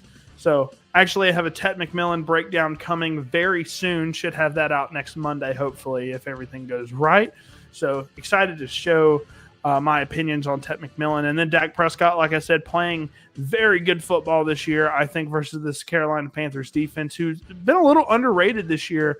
I do think he can get something going against them and have a decent fantasy performance. Javonte Williams, CeeDee Lamb got ruled out today, like 2 or 3 hours ago. We'll talk about him in a minute. So obviously he's not going to be a start for me. It's actually going to be George Pickens. So we'll talk about that in a moment. But Javonte Williams, I think he's a slam dunk start. I mean, if he's your RB1, he's been playing phenomenally. I think he's the RB4 or 5 right now. He's coming off a 3-touchdown performance. Can catch the ball, run the ball. I mean, he's been super physical, getting extra yardage. I mean, he's just been breaking off big runs all over the place for 15, 20 yards. So very big surprise from Javonte. I'm really glad to see the former Tar Heel going crazy. Now, CD obviously got rolled out, so I'm going to move George Pickens over to the start side in this situation. So George Pickens is probably one of the better starts for your wide receiver 2 of anybody because while CD's out, I mean, Dak Prescott's just targeting him, man, and he's just been very consistent over the last 2 weeks because of that, because of CD being out. And if I had to replace anybody, I think Turpin's out or he's questionable. Probably the only other guy that I would feel comfortable sitting from this Dallas Cowboys offense is probably Jalen Tolbert, one of the other wide receivers. I think George Pickens the only guy that I would feel comfortable starting. And then the rest of the sits, I think Rico Dowdle, since Chuba Hubbard's coming back, I just don't think he's going to reproduce that, guys. I like Rico Dowdle. He probably earns a lot more snaps now because of that great performance. 200-yard performance from Rico Dowdle, absolutely mind-blowing. But I think Chuba's going to come back in. He's been their workhorse. I think they're going to have a little bit of a 60-40 backfield with Chuba Hubbard getting the 60 and Dowdle getting the 40. We'll see. But staying away from Dowdle for now just because Chuba's out again this week. Chuba's out. CeeDee Lamb is out. So, well, if that's the case, man, this slide's all the way messed up. Huh. Okay. Well, Rico Dowdle's probably a start then, but I know Jaden Blue's another guy I wouldn't start. He's been a bust, really, in my opinion. It's unfortunate because Miles Sanders broke his leg. I bet Miles Sanders was looking forward to this game a little bit. Yeah, for sure. So Rico Dowdle, probably a start with Chuba being out, so we'll see. But Jalen Coker, this is first game back, I believe. I think the practice window opened for him Monday, so we'll see if he ends up playing. If he does, I'm still staying away from him. Leggett actually caught his first touchdown of the year last week. I think 4 or 5 yards. Highlight. Yeah. So that was a hell of a throw too. Bryce put that ball where only he can get it. So that was just great. Leggett is a super athlete, can jump really high and high point that football if he needs to. So, I mean, maybe that earns him a little bit more more targets. I'm not sure, but Yeah, Leggett, I'm staying away from until he's a little bit more consistent. Didn't really get that much targets. He just got the touchdown to hype up his numbers. And then JT Sanders, he should be ready to go this game. I know he was hurt. He's been banged up the past couple of weeks. I'm still staying away from him for now. I'm staying away from pretty much all the pass catchers outside of Ted McMillan. They have, the guy from Notre Dame, the tight end. I'm staying away from him too. So, yeah, all these guys. I think Pickens can be a start though. Dowdle as well. Nice. It was Ferguson. Didn't have him on here, but Ferguson, he's another guy that's at this point. You got to start, right? So. Next up, another solid matchup. We got the Seattle Seahawks going on the road to play the Jacksonville Jaguars, who have been on a heater. They beat the Kansas City Chiefs last week, had a couple of really big-time mistakes from the Chiefs to really give them that game because they weren't really playing the best football until the second half, and we threw the pick six. And Chris Jones didn't want to play football in the fourth quarter, so that was awesome. But Jacksonville, 4-1, playing great football, winning when they need to win. And the Seahawks, they've been playing really good football and not winning. So opposite ends of the spectrum here. I do like the Jaguars, though, at home. Seattle's got to go literally all the way across the country. So I like Jacksonville here, -1.5.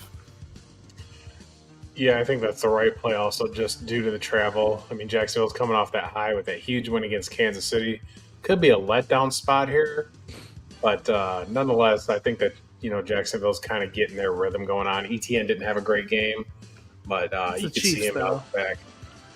It's just those kinds Rushing of things. defense is really good for the Chiefs. I think that Seattle is eventually going to trade Tyreek Woolen, and that's somebody that I think that the Packers should go get because they definitely need help in the secondary, and he would absolutely be a massive upgrade going on there. So. Yeah, I definitely think that Jacksonville can pull this out and be 5-1. 5-1. And the AFC South has turned into just something ridiculous. Yeah. It really has. It's just turned what a start for Liam Cohen, man. People were a little interested on how, they had the week where he was doing this to Trevor Lawrence and put it on his chest. We thought there might be a little bit of turmoil there between the quarterback and the coach. We didn't know how his offense was going to look. 5-1 now through 6 weeks. It's been really rolling on offense. The defense has been good. They didn't have their first-round pick, what's his name, Trevon Walker, for that Chiefs game, and they still ended up coming out with a W. So, yeah, I think the Jaguars are definitely trending up. Good to see them, another Southern team really, have success. So, there's only two people. What's up? It's not the NFC South. Yeah. So there's only two players on the Seahawks that I would really feel comfortable starting. It's Sam Darnold, who has just been playing great football, even if he's not getting the wins. He threw 4 touchdowns, did throw the interception that cost them the game, but he still threw 4 touchdowns, been playing great football. He's going to the same system. He's been in the same system 3 years now. So love Sam Darnold. Love Jackson Smith and Jigba. He is just – people were doing the same thing that they were doing with Marvin Harrison Jr. They were like, he's a bust. He's a first-round bust receiver because he only had like 700 or 800 yards in his rookie season. Then he goes out there, has a great 1,200-yard season last year, and now he's on pace to go for like 1,400 this year. So Jackson Smith and Jigba, great player, phenomenal yak ability. Not the most explosive guy, but with the ball in his hands, he's really incredible. So love Jackson Smith and Jigba. Trevor Lawrence, I'm a little hesitant to start him, but he showed me enough last week to where he's making some good throws. He's able to get the ball in the end zone with his legs if he needs to. That's something I did a Trevor Lawrence breakdown and was like, man, this is a guy that can get you 4 or 5 rushing touchdowns a year at the very minimum. So Trevor Lawrence, I like him just for the rushing upside for now. Maybe he can get something going versus this Seattle defense. We'll see. But as a QB2, that's somebody I wouldn't hate to start right now. Travis Etienne, I know he's coming off the bad game versus the Chiefs.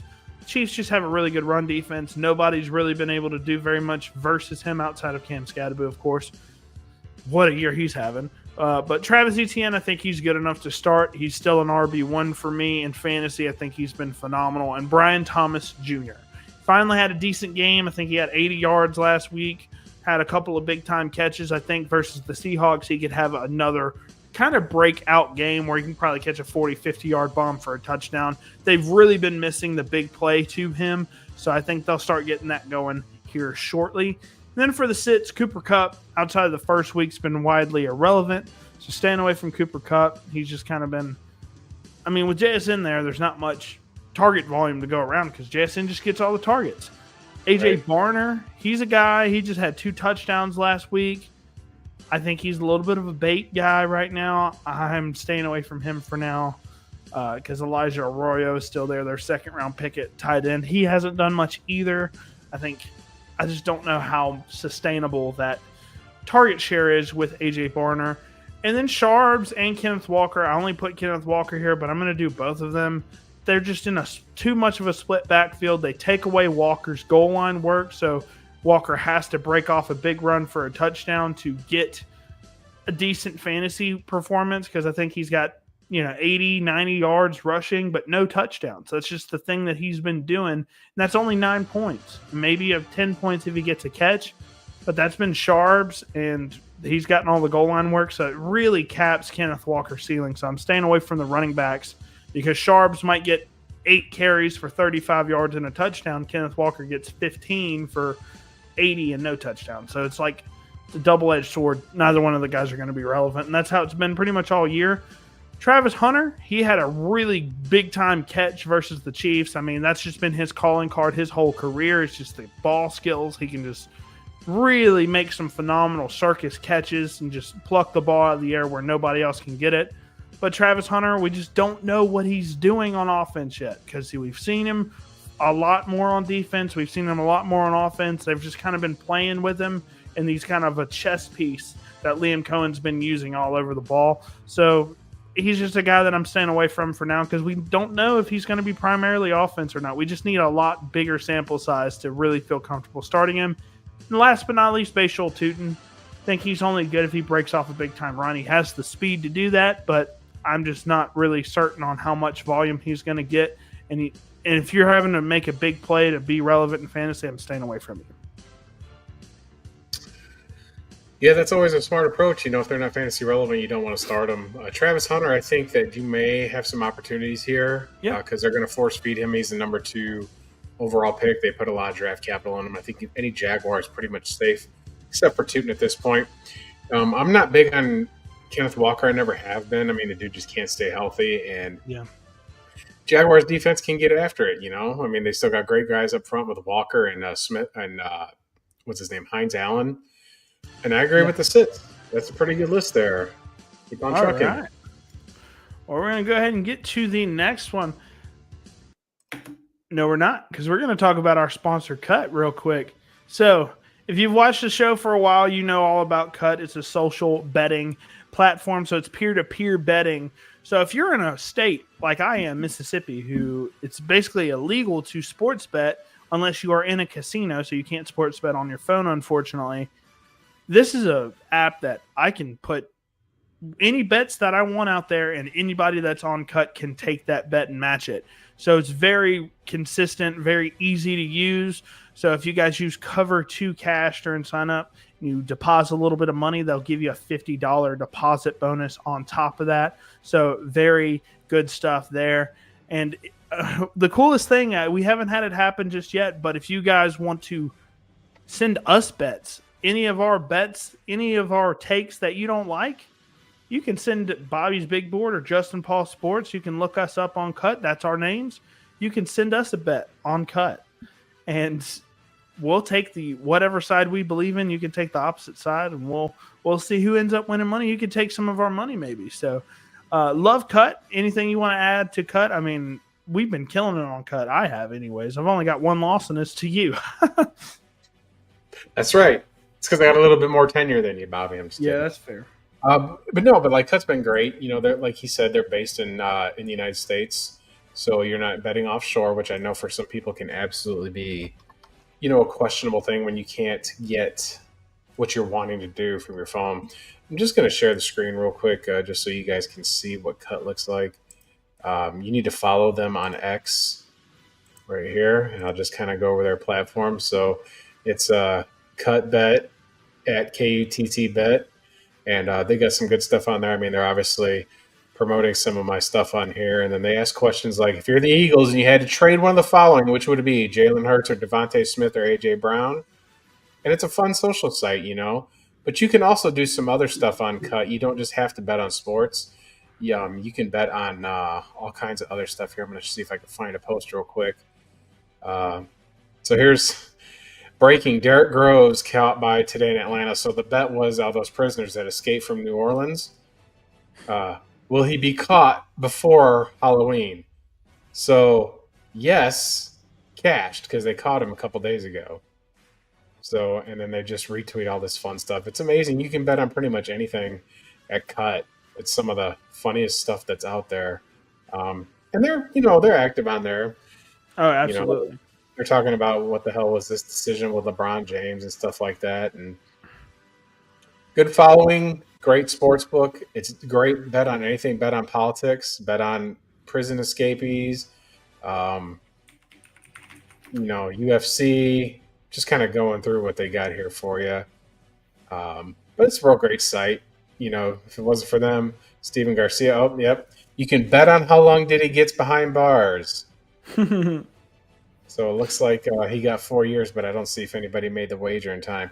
And that's the thing, you got to be able to go to cut.com, play.cut.com, and that's how you get signed up there. But it is mostly sports. And then there'll be times like you can bet on any type of sport. They have it all broke out. So you can click on whatever sports you want to bet on. You can see all the public bets that are available, make your own bet. It's a really cool, smooth, sleek-looking app as well, so it's very easy to use if you're not super experienced in sports betting. If you want to just get your feet wet, this is a really good place to do it. Yeah, good stuff there. I encourage everybody to use Cut. It's our sponsor. Yeah. But with that being said, let us go on to our next game. Thank you, Cut. So here is two teams that are on the opposite ends of the spectrum right now. The Rams, I know they're coming off a tough loss to the 49ers, but outside of that have been looking great. And the Ravens, Lamar Jackson is out once again this week. Cooper Rush is playing, and Cooper Rush was horrible last week. 3 picks, no touchdowns. The Rams are 7.5-point favorites for a reason. I'm going to take the Rams here, even though the Ravens are at home. Yeah, I am too. I'm not buying anything the Ravens do. Besides that Week 1 performance, Derrick Henry's been pretty average. I think they've cleaned up the turnover issues. Where's Zay Flowers been? Where's Mark Andrews been? Where's Rashad Bateman been? What are they doing offensively that makes you say, man, I'm going to take the Ravens, especially without Lamar? Yeah. I think the Rams beat their ass. I think this is a 2-touchdown butt whipping in Baltimore. The Boo Birds are going to be out for sure. I think this game gets ugly. I mean, the Rams are clicking. You got Stafford. Offensively, they're really clicking. Kyron Williams is going to knife this defense up. The Ravens' defense is the worst in the NFL. Hands down the worst. They're giving up 40-something points, it seems, every game. Yeah, They can't get off the field. They can't. I mean. And guess who's leading the NFL in passing yards right now? Is it Stafford? It's Stafford. And he's second in the NFL in passing touchdowns right now. He is going crazy. And I think Stafford, I mean, he's got the experience. He's not going to be fazed by this. They just traded away their best edge rusher. I do like Mike Green, but Odafe Owe was definitely the best edge rusher that they had right now until Mike Green develops. So, yeah, we're both on the same side of the coin here, man, because this bad. Ravens defense, I mean, they have a ton of stars. They got Kyle Hamilton. They've got, Marlon Humphreys. I mean, I know Matt Adikwe's been out, and he's going to be out all year. But Roquan Patrick Smith Queen is out. Yeah, Roquan Smith, not Patrick Queen. He's not playing this week. Yeah, so it's like when your best linebacker is not playing, you got plenty of opportunity to run the football. Yep. Make that secondary come down to you. Just hit him with a play action. You can hit Nakua. I bet Nakua has the day of days this weekend. He's been having the day of days all year.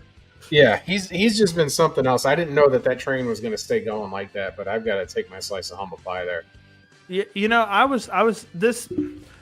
I told people 3 different things throughout the offseason. I said, sell Chase Brown. Yep, sell Chase Brown. And I told people to sell Puka Nakua. and I told people to sell Brock Bowers. I told people to sell Brock Bowers. I told people to sell Chase Brown. Both of those look like they're going to be good because Brock Bowers, I guarantee you, is not going to be a first-round startup pick next year at tight end because of the injuries, and he hasn't been looking great. I mean, he's been looking good, but he's not going to be 1,200 yards receiver, lead the NFL in receptions. That just was never going to be sustainable. And Chase Brown, his tape was awful and didn't think he was going to be good again this year, which he wasn't. He's been a horrible, worst starting running back in the NFL. But Puka Nacua, I was like, look, if Puka Nacua can stay on the football field and play all year, he will be a top 3 fantasy wide receiver. Problem is, he's got a lot of injury concerns. Stafford's probably gone after this year. Who's the quarterback going to be next year? So long-term outlook for Puka Nacua, and he said he was going to retire before he was 30. He's already 25 right now, so he's only got a few years left. So for fantasy, I was like, for Dynasty, I mean, Puka just seemed like a screaming sell right now. But he's gotten like 15 targets a game, caught pretty much all of them. He's got like, I think he leads the NFL in catches right now. He's been phenomenal. I mean, he's just awesome. Hands, super glue hands. But we'll go ahead and talk about him in a little bit. But Matthew Stafford, like I said, leads the NFL in yards. Great stuff from him. He's been looking like an absolute world beater this year, and I think he's going to carve up the defense, like you said. Puka Nacua, I mean, if you're not starting him as your wide receiver 1, I don't know what you're doing. I think Devontae's going to have a decent day. I think this passing attack is going to go crazy, and I think once they're up in the second half by a decent amount, Kyren Williams is going to eat and get him a touchdown. Now, Derrick Henry is the only guy on this offense that I would feel comfortable starting because he does have the opportunity to get a touchdown at any point in the game. That's basically all I'm betting on. Unfortunately, with how bad they've been playing, Derrick Henry just doesn't get the carries because they're always down. I do think he'll get 14 carries, I hope. You know, that seems like very little for Derrick Henry, but I do think he can score a touchdown. Yeah, I would stay away from all. I mean, there might be some opportunities where you can get Ravens players to get some mop-up time, but not with Cooper Rush in there. I mean, that's the Achilles heel. Like I said, Zay Flowers, where's he been? Mark Andrews, where's he been? I know where he's been. They've been open. Cooper Rush just can't hit him, man. Yeah, it's unfortunate. But then again, you know what? Like, Ravens have had themselves a long, tenured success, so they're due for a little bump on the road like this. So that's the way I see it. Yeah. But definitely, I see Lucio here. He said he was going to start Adams and Stafford. Definitely like that. I think Stafford is probably going to be a top 8 quarterback this week. There's my wife. That's your wife? Yeah, that's my wife. I don't know if she's made it to Pensacola just yet, but they left. I'm assuming so. I hope she's not.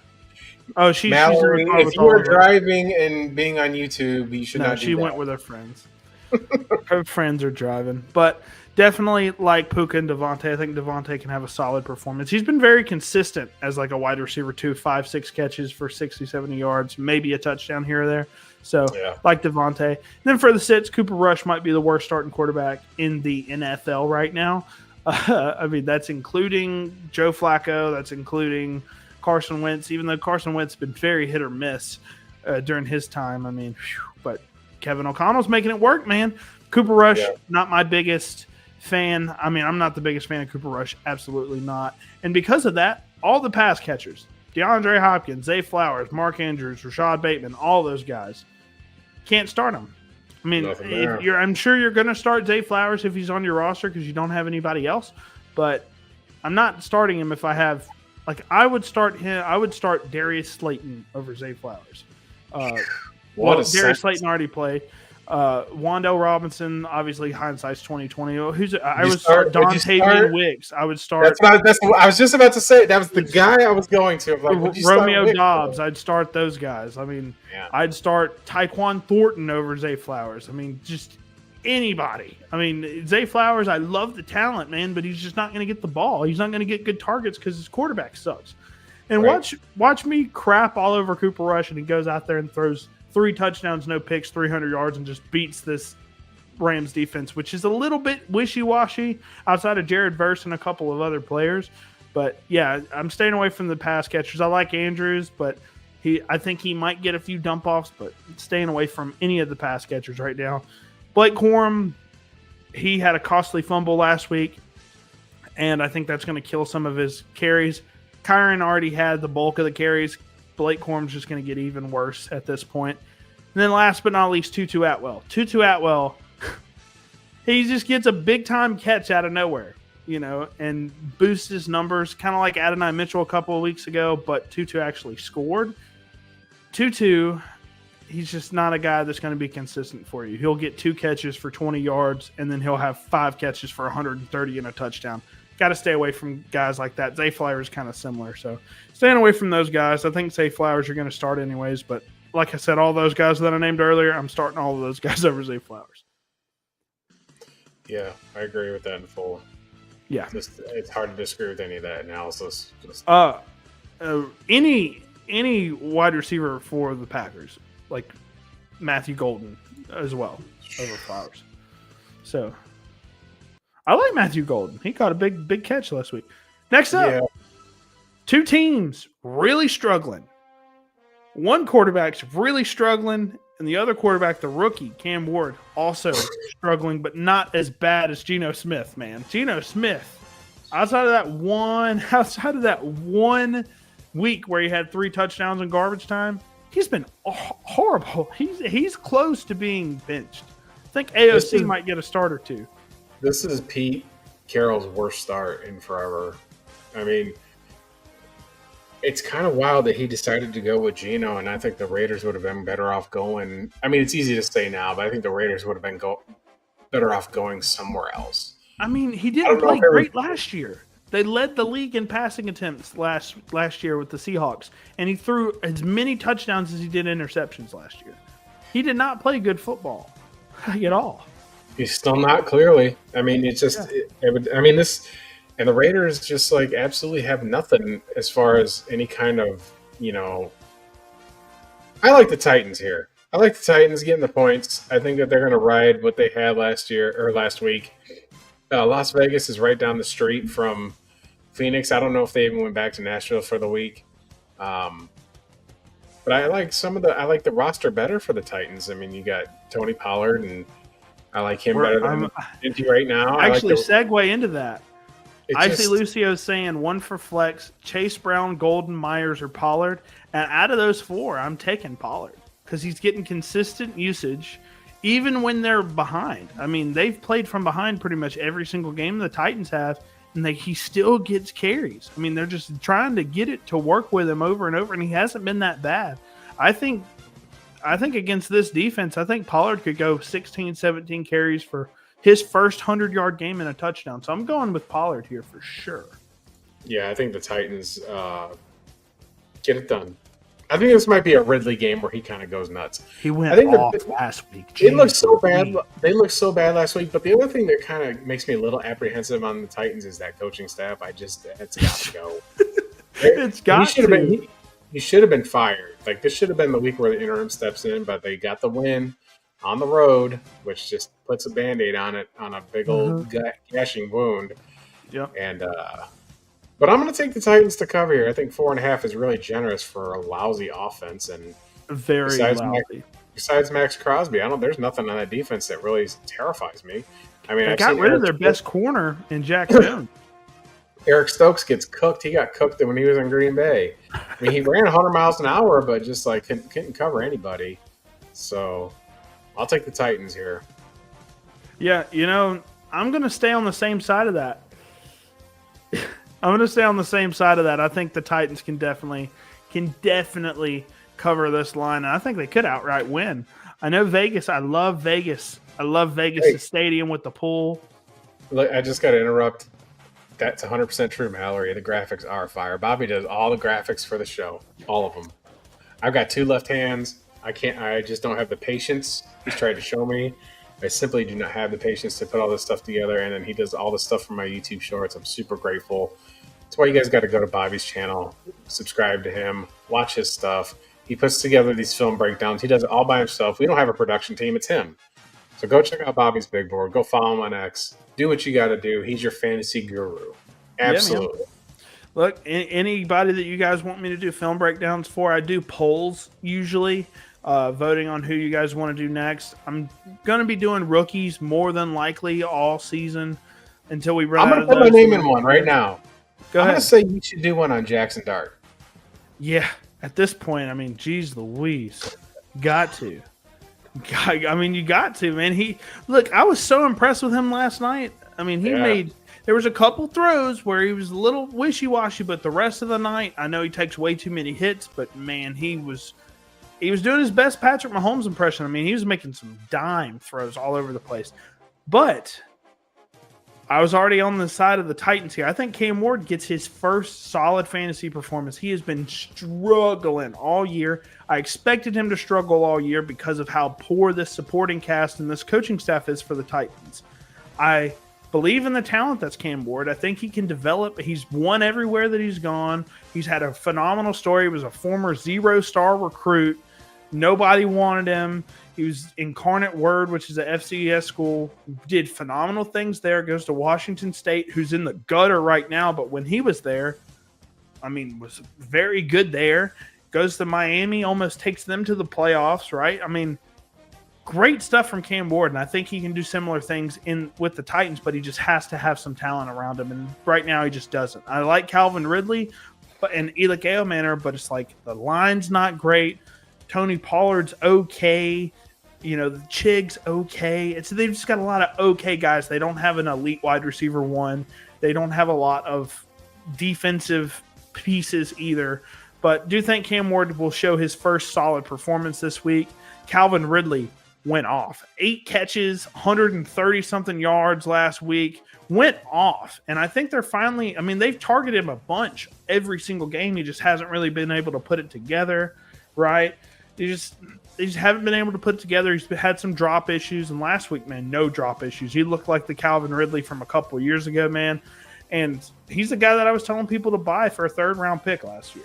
So, like Calvin Ridley a ton. So, thankfully, hopefully he can do something. And then Tony Pollard, like I said, I think has a big game. I think they get up a little bit in the second half, and I think they start feeding him. And then Ashton Jeanty, he's had some great weeks this past couple of weeks. You know, people were saying he was a bust. People throw that word out way too fast for bust. Yeah. He had to figure it out, man. He was playing at Boise State, playing, random teams all year, He had to go to the NFL and play a bunch of NFL players. It was going to take him some time to adjust to it and adjust to this terrible offensive line, and he's finally My favorite thing is reading people saying that they should fire a coach or that players suck when they just have a bad drive. Like, it's the funniest shit. You'd never be able to maintain a staff. It's not how it works. Just drink your beer and shut up. Like, you don't know ball if you're saying dumb stuff like that. Yeah, I completely agree with you, Lucio, about Herbert. If he had a better O-line, I mean, we saw it. We saw one of his tackles out, and we had Joe Alt, who's a great tackle. And what did he do with that tackle?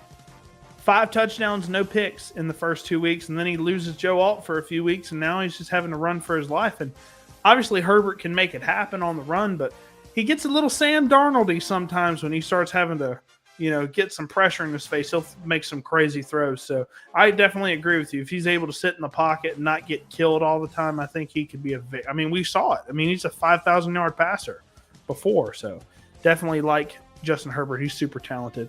But last but not least, if Brock Bowers plays, he has missed some practices. I think he's doubtful at this point, but I do think he has the upside any given week to go off. Sure. If he doesn't play, I do think their backup, what's his name? What's his name? The second round pick Michael Mayer. Michael Mayer, there we go. Michael Mayer is a solid starting option for you in fantasy because Geno Smith is going to try his best not to throw any more interceptions, man. He had negative points, I think, last week because of how poor his performance was. 2 picks, no touchdowns.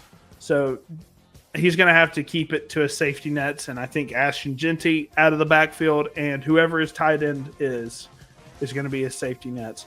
For the sits, Geno, stay away from him. Stay away from him all year. If you have him as your QB3, start him only for bye weeks. I don't care what the matchup is. The Titans are a terrible defense.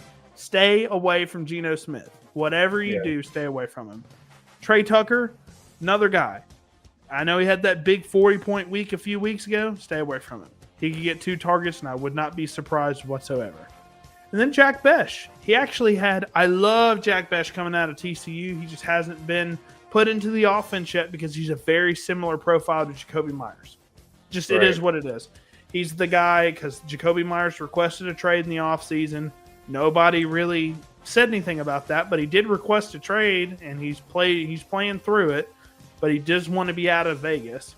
So Jack Besh is a guy that, they're basically using as the second-round pick for the Jacoby Myers replacement. They're slowly integrating him into the offense. 5 targets last week, which is a season high for him. Don't think he's going to be super relevant, though, this week, unfortunately. And then Chig Okonkwo, love the athleticism, but this offense, I just don't think – I think it's running through Calvin Ridley and Eli Manor, and that's it. And I think Chig might get 4 or 5 catches at the max. And then Tyjae Spears, he's coming off injury. He's coming back. I just don't think he's going to be fully integrated into the offense this week. Maybe give him another week or 2 to see how he does. But right now it's the Tony Pollard show, and I think it's going to stay like that for the foreseeable future. Yeah, there's a whole lot of jumbled nothing on these teams for as far as fantasy goes. So I just don't see anything electric that's going to get you over the hump. I mean, Cam Ward starting is hard enough as it is. Yeah. Yeah, it's definitely a weird matchup, but I could see this game just being a fireworks fest for no reason. Just a bunch of teams that just have nothing to lose. They're probably neither one of them are making the playoffs. It's just like so they got to play it. Like if they got to play it, and somebody's got to watch it. They should get that announcer that did that the Dolphins. Could you imagine the Charlotte guy just SGT 60-yard touchdown? Yeah. Yeah, I would love that. But no offense, I know you're a Packers fan, but this might be my favorite play of the week. It's plus 14.5 for the Cincinnati Bengals. Now, they are a horrible football team right now, especially defensively. The Ravens somehow are challenging the Bengals as the worst defense in the NFL. Somehow, some way. But the Bengals defense is horrible, but they just clawed their way last week. Just tried to claw their way back into the game. Jake Browning definitely had some garbage time reps, but they just couldn't get it done. But I do think the Bengals get a spark with Joe Flacco. I think Jamar could have a game. I mean, look, Joe Flacco has 2 touchdowns and 6 picks right now on the year. I don't know why Joe Flacco was the answer for the Bengals because Jake Browning had 6 touchdowns to 8 picks. Just saying, I mean, Jake Browning was horrible and lost them multiple games, but I don't think Joe Flacco is that big of an upgrade, if not even a downgrade. I'm not sure at this point, but I do think the Bengals can scratch and claw their way because the Packers have been kind of hit or miss with some of the performances. They lost to the Browns a couple weeks ago with that defense, and I think the Packers are a very good team, and I do think they win this game, but I do think the Bengals lose by 10. So I'm going to take the Bengals in the points here. I think it's hard to just say that the Bengals are that much worse than the Green Bay Packers. I mean, Green Bay's got some injuries up front. Yep. And 14.5 is really a lot. Even though they're coming off a bye and the game's at home, I think they might have a little bit of a sour taste in their mouth when that Cowboys tied. But I did hear Micah Parsons say that they expect to let it rip. It's very possible. I mean, Joe Flacco's not exactly fleet of foot. And Jamar Chase is on the injury report now. He's listed as illness. I think he was just sick today. I think he'll be fine. I think he's sick when he's got to go to Lambeau and deal with this for this year. I mean, it makes perfect sense. I get sick of that too. But nonetheless, the Bengals don't have a running game. They don't have great protection, and the Packers' front 4 is absolutely dominant. Yeah. I think the reason that the line is so high is we're going to see a big game from Dobbs. I think that they're going to throw the ball this game. I think that they're just going to absolutely pound them. I think it's 14 points. That hook is what gets me. I don't like to lay 2 touchdowns in any NFL contest. Can't. But this guy's just getting into town. I mean, and when they played that game in Cleveland, he had a defense and it took, a block. The Bengals field don't. goal. The Bengals just don't have one. I mean, they're basically throwing a ghost out there. and he doesn't have Judkins back there. He's got Higgins and Chase, and that's the matchup that you look for if you want to exploit it. But the Packers pass rush is so good that I don't know if he can make those throws downfield. I don't even know how Flacco's going to do this. I don't. I don't either, man. I'm almost tempted to lay the points, but it's not because I want to beat up on him. But I'm just saying, what's the offense going to do? Like, is Chase on a screen and let him go? That's what you got to do. This could be like a 34-7. It could be. And I'm not saying that because I'm wearing a Packers hat. Throwing the touchdown in the fourth quarter, Take the helmets off and put these rosters together, and you tell me which one is going to score more points. And without that protection, Flacco might get hurt, and there might just be Chase Browning or Jake Browning right back in the ballgame. Yeah. So. Because, that's the only two quarterbacks. I was like, are they going to put in I don't remember their quarterback that they just cut. It was a bad name. But I thought they were going to throw him in there because Browning just kept turning it over. But we'll go ahead and get into the starts and sits here. Oh, no. So you may see, I'm going to start with the sits first. You see Jake Browning there. You see the word Joe Flacco next to Jake Browning. I think Joe Flacco at this point in his career is just shiny Jake Browning. I think that's what it is. I think he's sparkling Jake Browning. I just don't think there's much of an upgrade here. If not, it could be slightly worse Chase Browning at this point. I don't know. But that's why Joe Flacco is Jake Browning. They are the same player at this point. They make the same decisions. So staying away from Joe Flacco for now. Staying away from T. Higgins. I think this is the Jamar Chase show. He just hasn't been consistent. I think T. Higgins is a great football player, but he has Joe Flacco throwing to him. And no disrespect to Joe Flacco, but he has not been a good quarterback this year. Right. And then I think they're going to be playing from behind, and I think Chase Brown might get 3 or 4 dump offs, but he might legitimately have 12 carries for 4 yards. That's just how he's been all year. And Mike Gesicki, I'm staying away from him. He's been pretty much irrelevant. He's droppable in fantasy at this point. And then last but not least, I think Romeo Doubs. I think, the 3 catches for 3 touchdowns the other day, before their bye week is just a little bit unsustainable. I do like the player, but I'm just staying away from pretty much every pass catcher. I will talk about some of the ones that I do like, though. Do like Jordan Love. Jordan Love has weapons. He's been a little hit or miss this year at certain points. He gets a little bit gunslingery from time to time. But I do think you start any quarterback playing against the Bengals, it just is what it is. And Jordan Love just happens to be a good quarterback playing against the Bengals. So, Josh Jacobs, I think they'll be up in this game the majority of the second half. So I do think Josh Jacobs is going to get a ton of work. He's coming off a great performance before the bye as well. So I think he's going to continue that. Matthew Golden, I think he's going to burn this defense. I know you said Romeo Doubs is going to have a big game. I think Matthew Golden's the guy that gets the big game because this defense just can't help themselves. They have to give away the deep ball. And Matthew Golden's y'all's best deep threat right now with Jaden Reed out. So Matthew Golden, I think, has a big 60-yard touchdown. I think you're going to get him involved in the end-around game. I think he's going to play that Jaden Reed role this game.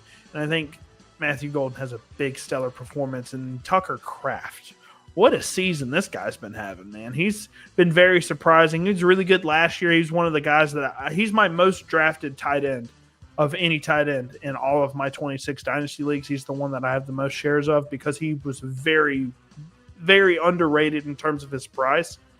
He's had a great year. And Jordan Love just seems to target him a ton. He's y'all's number 1 red zone option as well, so love Tucker Kraft. And the only Bengals person I'm even thinking about starting is Jamar Chase because he's that good.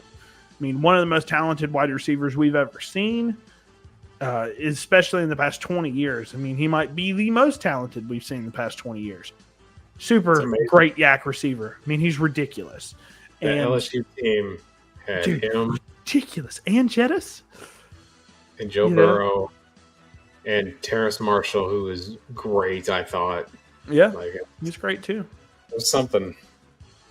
And then Clyde Edwards-Helaire. Yeah.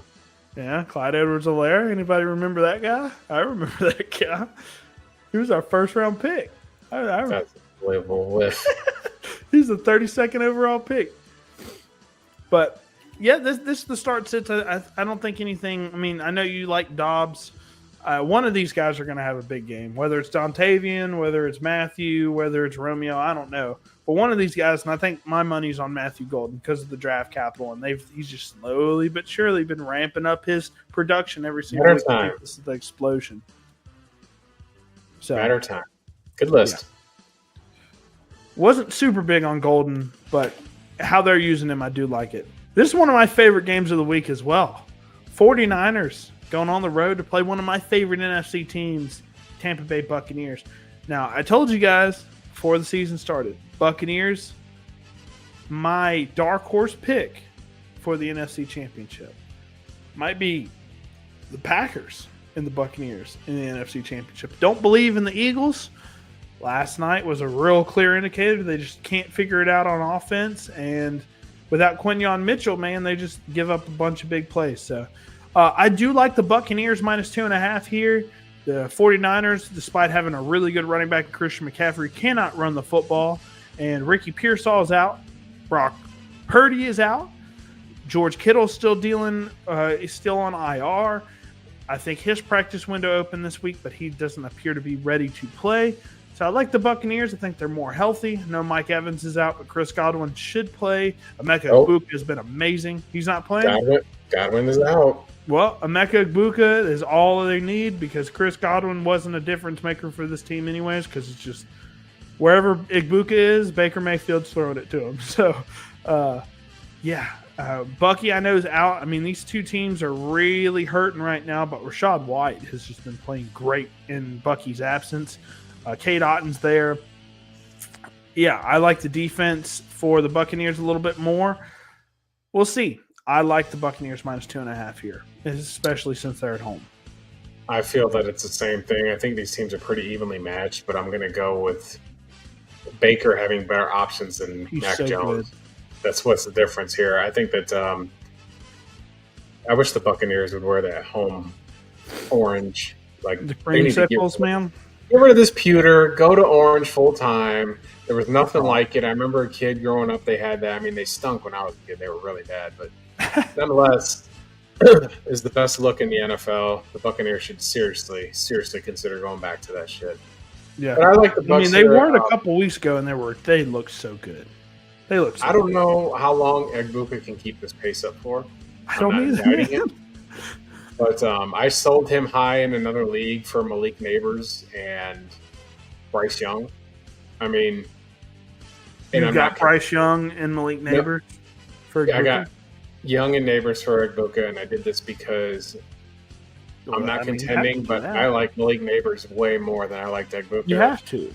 And I'm getting a quarterback in the Superflex League, so I'm going to take that every day of the week. You have My only quarterback that was worth a lick was Spencer Rattler. So my quarterbacks are Bryce Young and Spencer Rattler, and you can see why I'm not contending this year. Yeah. But I've got... Whoa, you just threw a shot at Spencer Rattler. What the hell? Well, but they're not winning fantasy points. So Rattler's been good. In that league, I've got 9 2027 first-round picks lined up. Well, you'll be good then. It'll all be worth it. You should have Ty Simpson. He might go in this year's draft. I think he's going in this year's draft. I think he does. I think I would be pretty certain he's a 27 guy. I think he goes. I think if Alabama wins out and he contends for the Heisman, he's the most NFL-ready quarterback on all of them, the way he makes these reads. And I think that an agent will get in his ear, and I think that he'll be wearing a Las Vegas Raiders jersey before you know it. So, here we go. We got a question for you, man, because this is way more up your alley than mine. I mean, when you're at home and you're 70%, that's a good trend that you want to bet on. Sometimes, but see, like when it comes to long-term trends, I'm not the biggest fan of them, even when they come to fruition, because you're betting on things that are irrelevant to previous games, previous matchups, that doesn't necessarily go over into the next week or into the next bet.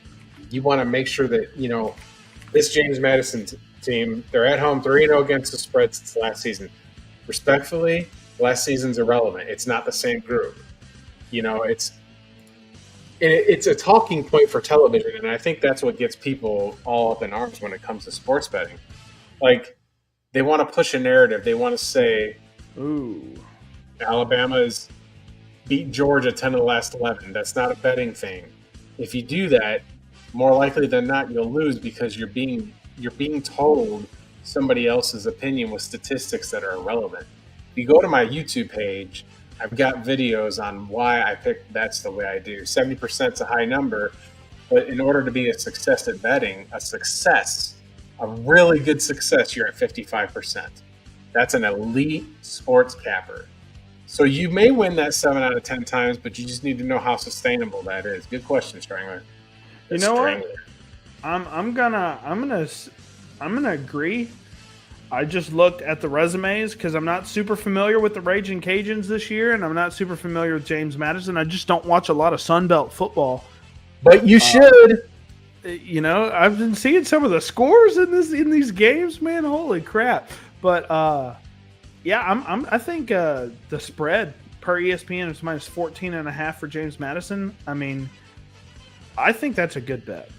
At home, I think James Madison will roll because their only loss is to Louisville this year. So that's a very respectable loss, and it wasn't that big of a loss. I mean, it wasn't a big margin. So definitely like James Madison minus 14.5 there. But I'd stay away from Sun Belt games, in my opinion, because I just don't know enough about it.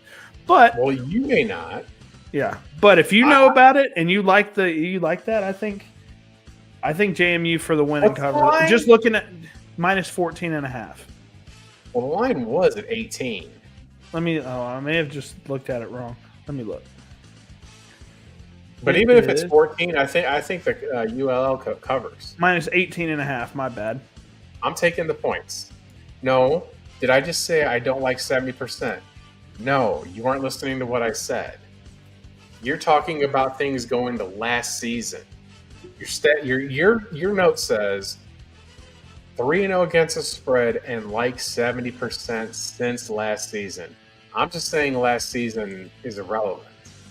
Last season doesn't matter. Different team. Yeah, and I would take the points. That's a lot of points, for a team that, ULL doesn't have the worst offense here, and I would take the over in that game. I know the over is around 45. So I would take the points. James Madison's been putting crazy numbers up. And the Raging Cajuns, I mean, they've just been giving up a ton of points to everybody. So, yeah, definitely like James Madison there, minus 18.5. But we'll go ahead We clash there. I don't. I'll take the points. You like the Raging Cajuns? I like the points, not necessarily the win. I like the points. Gotcha. Understood. So we'll get to the start sits for this game. San Francisco at Tampa Bay Buccaneers. Do you think Mac Jones has done enough to where he's a startable option in fantasy? At least for my opinion. I mean, in the 3 games he started, he's 3-0, and he's been very consistent fantasy-wise for us in those 3 games. So like that.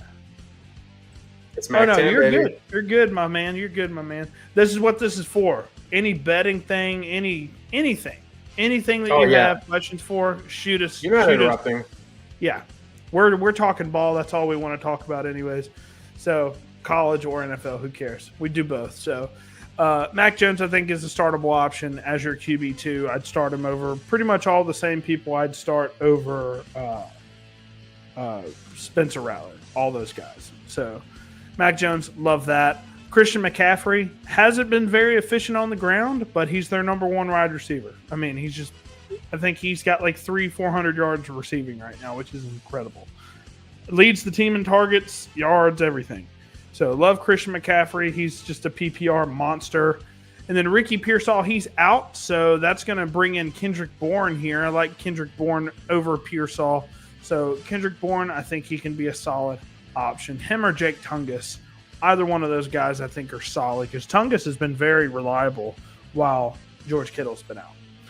So then for the Buccaneers, Baker Mayfield, I think he's up there towards the MVP conversation at this point. I mean, he's been playing great football.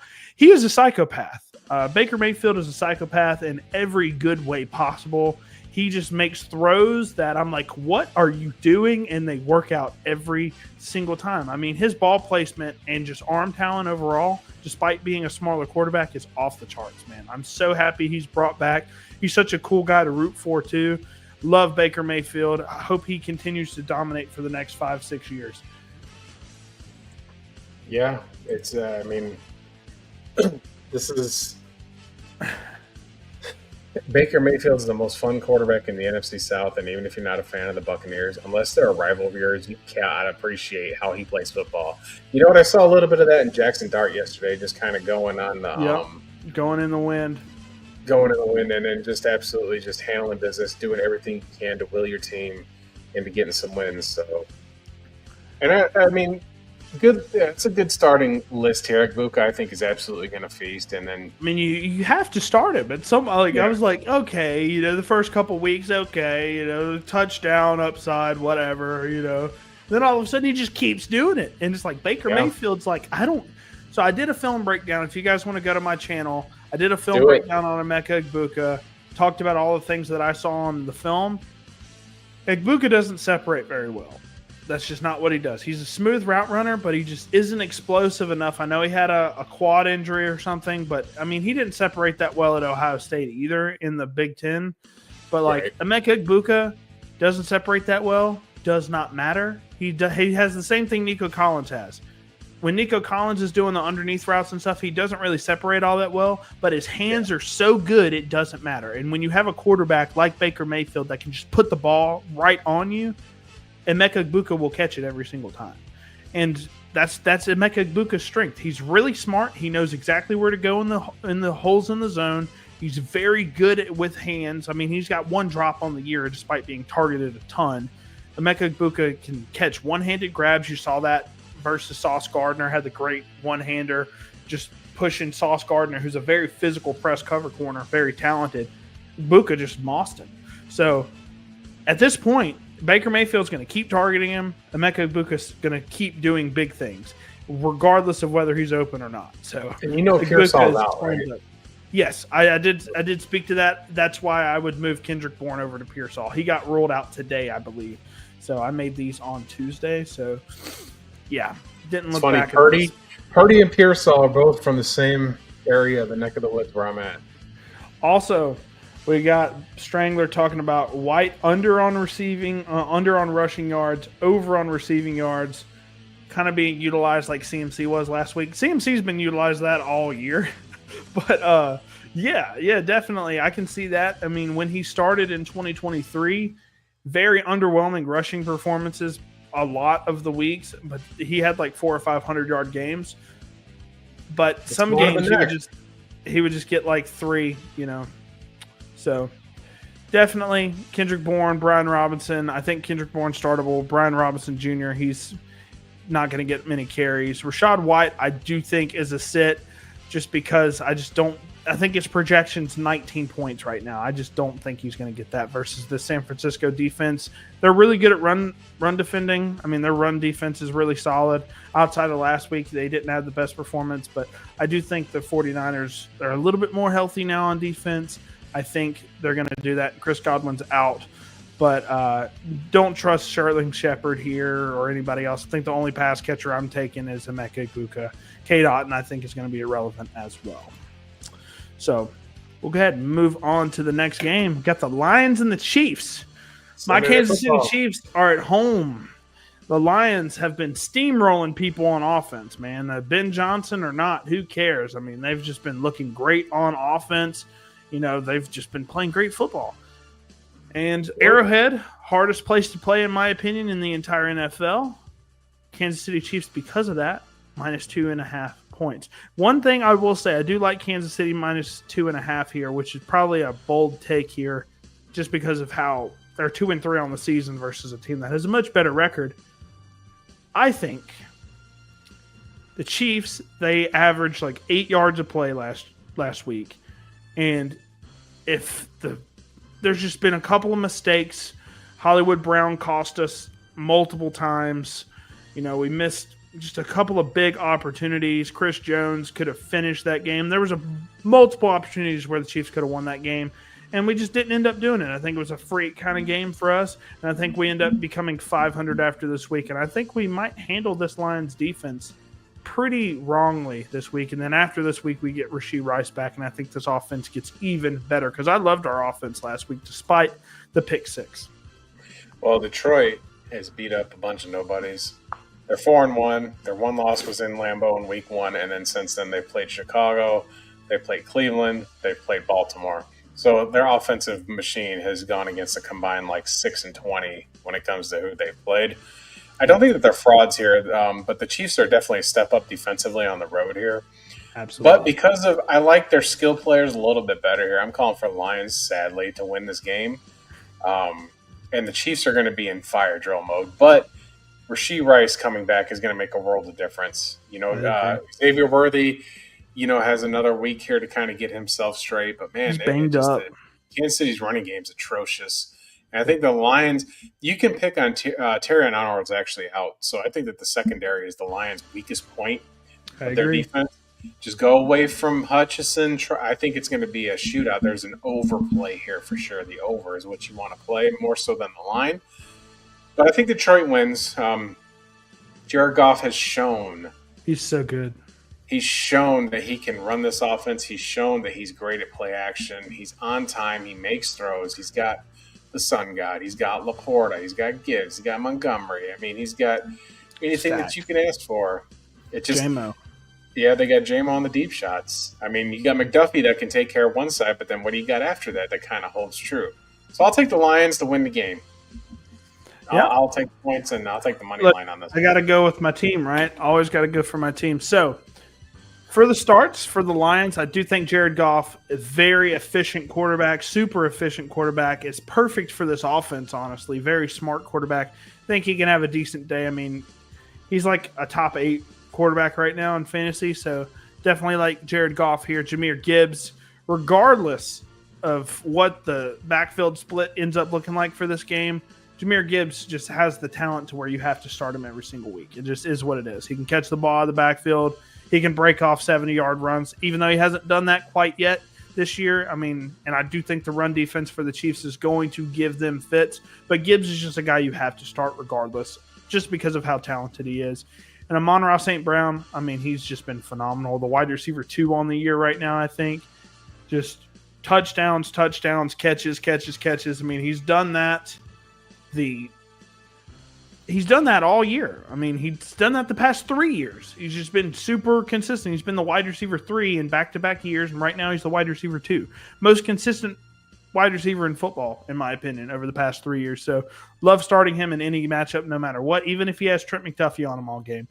Patrick Mahomes playing some of his best football that he's played in the past couple of years. Yes, he threw the pick 6, but outside of that, I mean, he leads the team in rushing, has 4 rushing touchdowns on the year right now, the top 8 in passing yards, right? So definitely like his ability. He can put up a monster performance on any given week. I'm going to start Mahomes as my QB1 and feel good about it. And then Xavier Worthy, he's a little banged up right now. I do think he plays. He's just been limited. They said he was moving around well, so I do think he's going to play. I think he's got a couple of big plays in store for this Lions secondary, like you said. So I'm going to stay with Xavier Worthy here, and I'm going to like it. Another guy, if you're in a deep league and you're starting like 14 people, or it's like a 15, 16 team league, and you have Rashard Smith on your bench, I think he's a phenomenal start right now. I think he can get you 10 points right now. He's just this third down back that's getting a ton of work in the passing game, kind of similarly to how we used Jerick McKinnon a few years ago. He's kind of like that replacement for Jerick McKinnon. We lost him a few years ago, but he was amazing. So, like Rashard Smith a lot in this running back room. He was our 7th-round pick out of SMU. So, for the sits, we have no idea what the running back split's going to look like. Pacheco has been solid when he plays, but he just doesn't get a lot of volume. Neither does Kareem Hunt. Kareem Hunt's only going to be relevant if he scores a touchdown, and I've said this a ton of times. If he's only relevant if he scores a touchdown, stay away from him. Hollywood Brown, he cost us a lot. He had a personal foul. He had a couple of just really tough plays that really cost the team last week. And I think, he's been a very consistent option for Mahomes, but just, at the end of the game, we could have been in field goal range to tie it up. Hollywood Brown doesn't even look for the ball. That's the NFL, man. The NFL just can do cruel, cruel things to you. Yeah. So Hollywood Brown, he's just got to – I don't know if he exactly gets that same volume this week because of the mistakes, and especially with Xavier Worthy. I think Jalen Royals might get in a little bit. They tried to utilize him a little bit last week. So rookie out of Utah State, I think Hollywood Brown's a sit for me. I think he's got an 8 or 9 point projection. I'm going to stay away from that for now. And David Montgomery, he's only relevant if he scores a touchdown. But all of a sudden, he could just get all the carries. If he starts running hot, but I don't think the running backs are going to run hot versus this run defense, where it's just too good. We haven't let anybody do pretty much anything on the ground all year. And then Jamison Williams, he's been really underwhelming this year outside of a big catch. One big catch, he's been really underwhelming, unfortunately. And it's just because that's the type of wide receiver he is. He's a guy that's being used. He's either going to get you an 80-yard touchdown or he's not going to get anything. Last year, Ben Johnson really propped him up with trick plays and things like that, and he really got his numbers boosted because of that, and they paid him. But since then, they just haven't really been using those trick plays as much, and Jamison Williams has just been kind of like the sacrificial X wide receiver, where they just say, go run a slant, go run a deep post, go run a deep go, and you're going to take that safety away, and then we're going to throw underneath to Amon-Ra. That's kind of been what he's been this year, unfortunately, but definitely dangerous to score from anywhere on the field. For sure. Yeah, well, he's when it comes specifically to Jamison Williams, like he was just big play, like your Madden type, just X route, just flying down the field and making all that stuff happen. So with him, it's feast or famine. There's no getting around it. They don't really like to, well, I don't say like to, but they just don't really feed him like they do with some other people. It's just that's a sun god rushing offense first. We got 40 viewers. Yeah, I was about to say that. So, guys, all the 40 of you that are in here, thank you guys for watching, spending y'all's Friday night with us, talking some ball, college ball if you were here really early. Now we're talking NFL. We do this every Friday, 8 p.m. Central Standard Time. So if you guys want to hang out with us every Friday, we'll be doing this, going over previews for college and NFL, talking your starts and sits. And if you guys have any fantasy questions, any betting questions, whether it's trades, start sits, anything like that, shoot a comment to us, man. We always like talking to our audience, engaging in any way that we can. So thank you guys again for watching, and we'll go ahead and get right into this game right here. The Buffalo Bills, tough loss last week. This is part of the Monday night doubleheader. Yes, exactly. Love me some Monday night doubleheaders.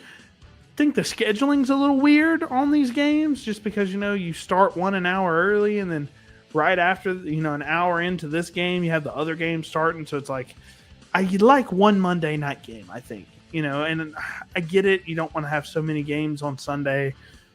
Have a game on Friday, man. I don't know if you're against that or not, but I like Friday night lights, man.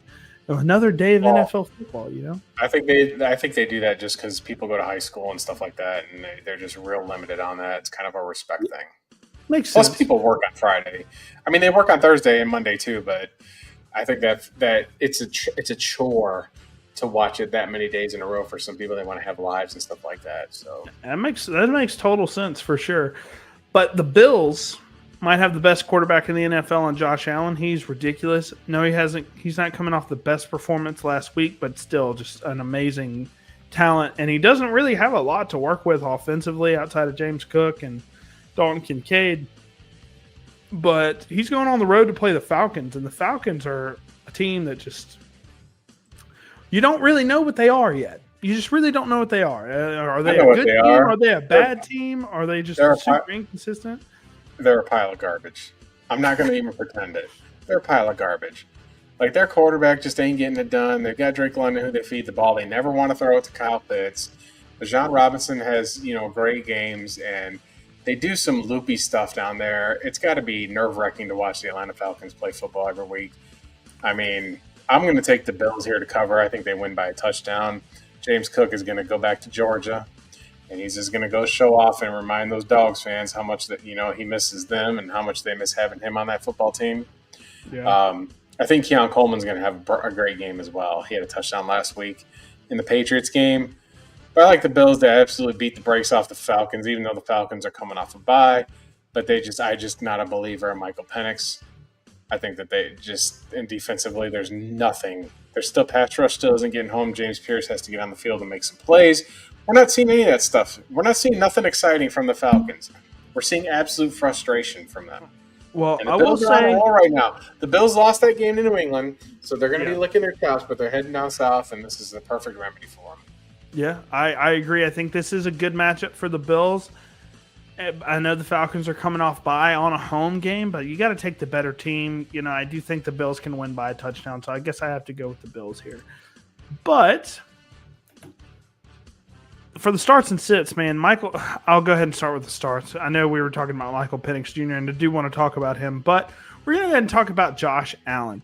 Josh Allen, like I said, probably the best quarterback in the NFL. I know they didn't have the best showing last week versus New England, but New England's shown to be a pretty solid team this year. So, you know, Josh Allen, he's going to put it together. This defense for the Atlanta Falcons isn't the best. You know, their pass rush is a little bit better than it's been in years past, but, you know, they just haven't really been able to put up a lot offensively. I mean, they gave up defensively. They gave up 27 points with Marcus Mariota and the Washington Commanders, and they haven't really been that great on offense either. So, like Josh Allen, think he can get multiple rushing touchdowns. I mean, he's the only quarterback, in my opinion, that has legitimately 50-point upside on any given week. So, like Josh Allen, him and Lamar Jackson, but Lamar Jackson's hurt. James Cook, I know he was coming off an underwhelming performance as well, but he was the RB1 going into that week. I don't see him slowing down anytime soon. So, starting him absolutely versus this underwhelming Falcons defense. And then Dalton Kincaid, man. This is his year 3, and first year he didn't play a lot, and then second half of the year went crazy. Then his second year, kind of a bust for a lot of people because he was hurt all year, didn't really play up to par, and then this year he's been playing lights out. Had over 100 yards receiving last week. I think they'll keep going to him. I think Josh Allen and Dalton Kincaid have a great relationship, and I think Dalton Kincaid, right now, I think he's the tight end 3. So like this for Dalton Kincaid a lot, especially versus this defense. Then Bijan Robinson and Drake London. I mean, you got to start these guys. Bijan Robinson might be the best back in the NFL right now in terms of what he does for fantasy. He's going to get you catches. He had 100 yards receiving last time the Falcons played. And, you know, also very talented rusher, even though Tyler Algier is really talented in his own right. And Drake London, you know, Penix loves to target Drake London, and I think Drake London can have 10 catches this game, and I wouldn't be surprised at one bit. But for the sits, Michael Penix Jr. currently has 3 touchdowns and 3 picks on the year. Started off really slow, but last week had his best performance.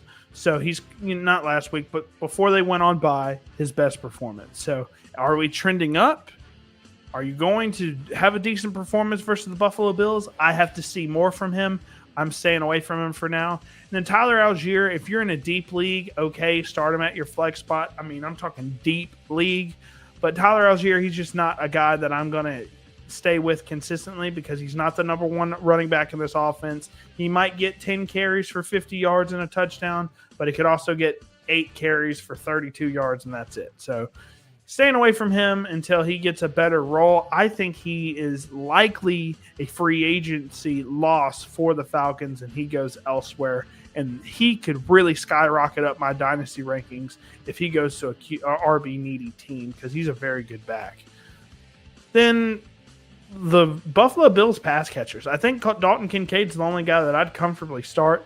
Khalil Shakir, if you want 10 points and you know you're getting 10 points, Khalil Shakir is a guy that's going to get you 8 to 10 points every single week, but probably not much of anything outside of that. He's a very low-risk, low-reward type of fantasy asset. So if you like consistently 10 points and that's all you need for your flex spot, then start him. But I'm staying away from him for now because I like a little bit more upside in my starts. Josh Palmer's been kind of underwhelming outside of a couple of games. Keon Coleman, outside of having that big-time game in Week 1, has been kind of underwhelming since then. You know, we're just going to have to see how he does the rest of the season. But now I'm kind of off on him. Yeah, I don't like it like any of those sits. I don't like a single one of them to start this way. I mean, Keon Coleman, I think, might have himself a day. But everybody That's else like that the you have only in guy. starts, have been proven to get points, so that's what you're trying to do. So that's a very, very solid. It's probably the best one I agree with the most on the night. Yeah, absolutely. So we'll go ahead and get into the next game, and I think it's our last game. Last one. A game I'm very excited about. You know, I'm a big Bears guy. Look, right now, it's Kansas City Chiefs are my favorite team in the NFL, and I've got two teams in the NFC right now that I love to watch. It's the Chicago Bears and the New York Giants, man. New York Giants. Last night, I'm like, they are can't miss football right now. The New York Giants are just super exciting to watch. That pass rush that they got, great offensive weapons. And then the Bears, I mean, Ben Johnson always has a trick up his sleeve. Caleb Williams, he's one of my favorite quarterbacks in the NFL. I mean, he's just so talented and just makes magician throws all the time. But Washington, they're at home here. They're minus 4.5-point favorites. Jaden Daniels is playing. Terry McLaurin is out. I like the Bears plus 4.5 here. I don't like what the Commanders have done on offense so far this year. I like the Bears. Their offense is on an upward trajectory. They're coming off a really close win before their bye week. I think the Bears win this game. I don't know if the Bears win this game, but we saw the little breakout with Bill, as the commies like to call him. Dude, he was great. He was great. And then Jaden Daniels is paper thin, but the Bears are missing some key players in their secondary. But offensively, they can overwhelm the Commanders. I mean, DJ Moore, I think, is a trade candidate. I think he's going to be checked. I think he's somewhat checked out like A.J. Brown has. It's just been a lot less scrutiny because they're not in a position like Philadelphia that's 4-2 and won the Super Bowl, and the Bears don't have a whole lot of expectations on them. Yeah. But DeAndre Swift is fine in the backfield, but they've got to get Colston Loveland involved. I think 4.5 is a bit generous for a team that doesn't feel like it was elite. But this is a revenge spot for Chicago too. Mind you, last year the Hail Mary is kind of what started the downfall. They were a much worse team last year, and I think the Commanders were a much better team last year. Well, I don't think that the Commanders were a much better team last year, but I think the Bears' biggest problem is going to be how are they going to handle Deebo Samuel. And that I think he's going to get a touchdown. I think he's definitely somebody who's going to be worthy of starting. But I'll take the Bears to cover. But if the Commies win by a touchdown, I could totally see that happening as well. It's a stay-away game for me. If I had to bet it, I wouldn't touch it. But since we do the show here and we talk about these kind of things, I'll take Chicago to cover. I completely agree there. I do think the Bears win this game, though. And, normally I would really be curious to see, I've got 5 starts, 5 sits. I wonder who has, in this example, the Commanders have 3 starts and the Bears have 2. I want to see the percentage of the time where whoever I have more starts for on whatever team, what their odds of winning are. Because, usually when I'm doing this, I'm like, okay, whoever I think wins, I have the more starts for. But this is an anomaly here. So I like Caleb Williams. I think he's a must start any given week, no matter what whatever the matchup is. I think Caleb Williams is phenomenal, and I think he's going to do great things this year. He's already been doing great things this year. And Rome Odunze, who has been phenomenal, catching all the touchdowns, been really great. I mean, he's got some routes on film, man, that I'm just like, how are you doing this at 6'3", 220? I mean, I just don't understand it. I mean, his stutter go is ridiculous. I mean, he did that last year, and then he did it this year and actually got a touchdown. So his stutter go is amazing. His movement for how big he is crazy. So I love Rome Odunze. I'm glad he's coming into his own and being the leading receiver that they were hoping for when they drafted him top 10 overall. Now, Jaden Daniels, think he's a must-start because of the rushing upside. Hasn't been the best passer because they've been taking away the short plays this year from Cliff Kingsbury, and Jaden Daniels just hasn't been able to get into rhythm. But I do think with that rushing upside and the big play upside from his arm, he will take the deep shot every now and then. I think Jaden Daniels is a must-start as well. Ja'Cory Krosky-Merritt, man, I've had him on both sides of this. I've had him on the start. I've had him on the sit the past few weeks. And I loved his tape in college, and I was really high on him because of his price tag throughout the offseason. I think this guy is the real deal. We saw it last week, 2 touchdowns, over 100 yards. I think it was 14 yards a carry last week.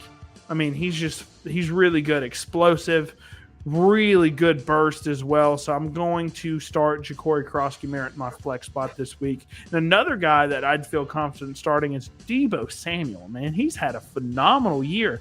Hasn't gotten hurt yet. He's been healthy. People were calling him fat and slow in the offseason. I don't know how many people had to say that they were stupid in the offseason. I'm like, lazy. They saw one clip from a practice and they're like, he's slow, old, and fat. Like, okay. And then we saw him in the preseason take an end around for 20 yards, and I'm like, this guy is not slow and fat, I promise. So I drafted him in a bunch of my redraft leagues, and I've been paid heavenly for that because Deebo Samuel has had a great year. And I think he's going to have a great day versus the Chicago Bears. I don't know if it's enough for them to win the game, but Deebo Samuel, man, what a year. And he's the perfect weapon for Cliff Kingsbury. He's the perfect type of player. Then for the sits, DeAndre Swift, man, I was hoping that he'd have some sort of resurgence with Ben Johnson coming in there, but he's been just as inefficient as he was last year. Yeah. It just is what it is. We know what Swift is at this point. Another coach isn't going to save him. And they are pretty much primed to get, Jonah Coleman from Washington or maybe Jeremiah Love or one of the Penn State running backs. They're getting a running back in probably the first 3 rounds this year. I was surprised they didn't do it this year, and they only got Kyle Monungai in the 6th round. Yeah. They got to get a running back. So Colson Loveland's another guy. He just hasn't been involved. I liked his talent.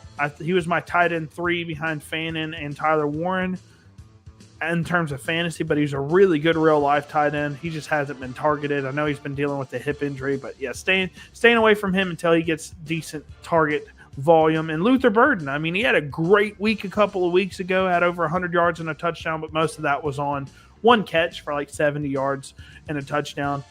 But love the talent. He's my wide receiver 3 coming into the year. Just hasn't really been able to do much once DJ Moore moves on from the team, which I do think is next year at some point before the next season. I think Luther Burden's a sit until that happens. Terry McLaurin's out. Not much to say there. I wasn't going to start him even if he did start because he's been really underwhelming fantasy-wise for us all year.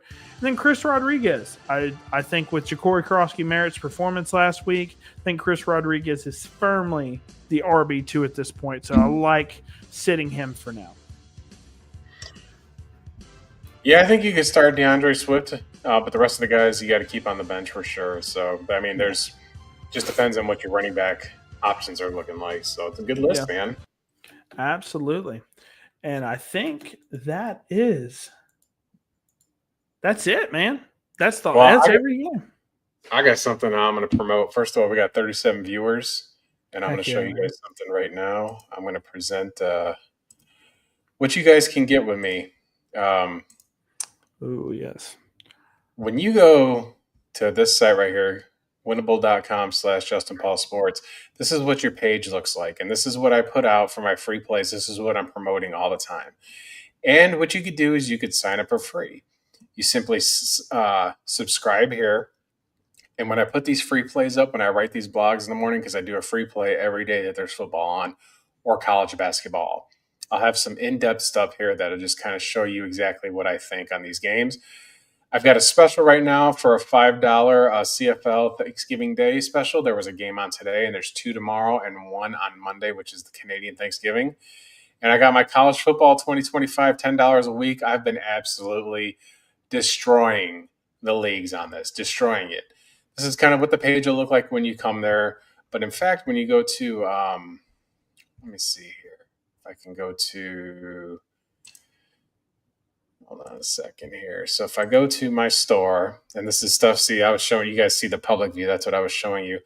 But if you go to my picks for today, if you scroll down here, what I do is it'll look like this. I'm not letting you see that one because that's my my paid one, which you should pay. It's $5, y'all. $5. But you see I got 82 views on this one here. 82 views.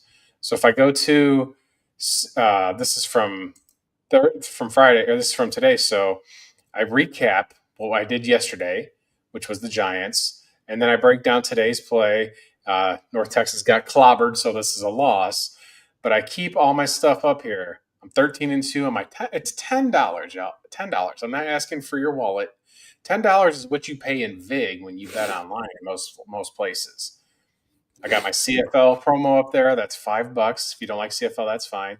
And then I've gone through and looked at some statistics and certain matchups that I like and see why I break down who I take. And you just follow me, and I promote the show here, and then I promote, my stuff and things along those sorts. And then you'll see the Free Play Cafe comes every day. But it's that simple. It's just that simple. It's $10 for the college football. 13-2. I've been absolutely annihilating it.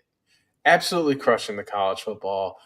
I mean, the paid subscribers that I do have for that are absolutely happy because it's paid for itself. Yeah. It's $10 for the week and then $10 for the next week. You pay that in VIG. You're getting picks from somebody who loves college football. And as long as your units are, $10, like let's just say that's an extra unit for you is for the paid plan. I mean, you're winning. I mean, if you go online and try to find if you go online and try to find other cappers, they'll charge you like $59 and hundreds of dollars. And I'm not trying to do that. I want you to beat your bookie. Yeah.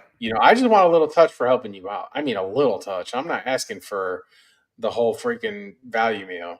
Just give me a couple French fries. And I promise that it'll pay off in its own right. You know what I mean? Even the free plays, man. Even the free plays. I know North Texas, I mean, they were looking good at halftime, and then, they just faded away in the second half. I mean, South Florida is just the real deal, man. But for the most part, the free plays, man, I've been, putting bets in here and there on ones that I really like. But the free plays, like, they've been hitting over and over and over and over again. I mean, I'm up. I only got one loss, and it's to you, like I said, on cut. I mean, I'm 12-1 right now on cut, and I have Alabama minus 3.5. That's I've got 4 units on that bad boy. So we'll see. We'll see how that one goes. I'm very excited to see. So taking your advice on that one. Bobby, is there anything you want to promote before we get out of here? Just if you guys are sub to me, any of the 35 that are watching right now, again, thank you guys for watching. We're about to go off, but thank you guys a lot for spending y'all's Friday night with us talking ball.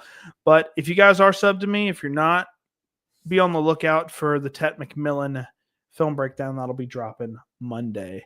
And if you want to watch other film breakdowns, I've done film breakdowns on pretty much a ton of people, quarterbacks, running backs, wide receivers, tight ends, bunch of people. So if you want to see film breakdowns, go check it out. Bobby's best stuff will be in the off season when he gets everything ready for your incoming rookie class. Yep. And in April, we're going to do a live Garcia cast, as we call it, as we do the NFL draft with former Gamecocks quarterback legend Steven Garcia, who joined us a couple weeks ago. Is definitely going to join us for the first round live. I mean, we obviously can't have the picks on the screen because of people that are watching, but that'll be a long event. We're going to draft we're going to live stream the entire draft. So as Hawk Harrelson would say, you sit back, relax, and strap it down and get ready for some entertainment for sure. And Bobby has a surprise that's going to come up around draft time. I'm not going to spoil it, but it'll be good.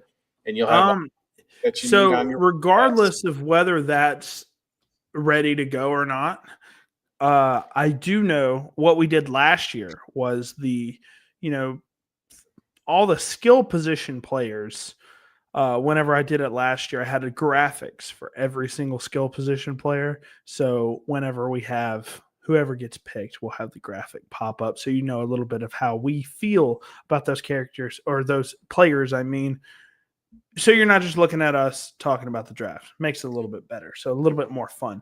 But yeah, thank you guys so much for watching. I'm excited for next week, and I'm excited for some football this weekend. Most important. Yeah, we're going to have I'll be in costume. We're going to do a Halloween show. So make sure you tune in then. Y'all, thank you so much. Enjoy the football games this weekend.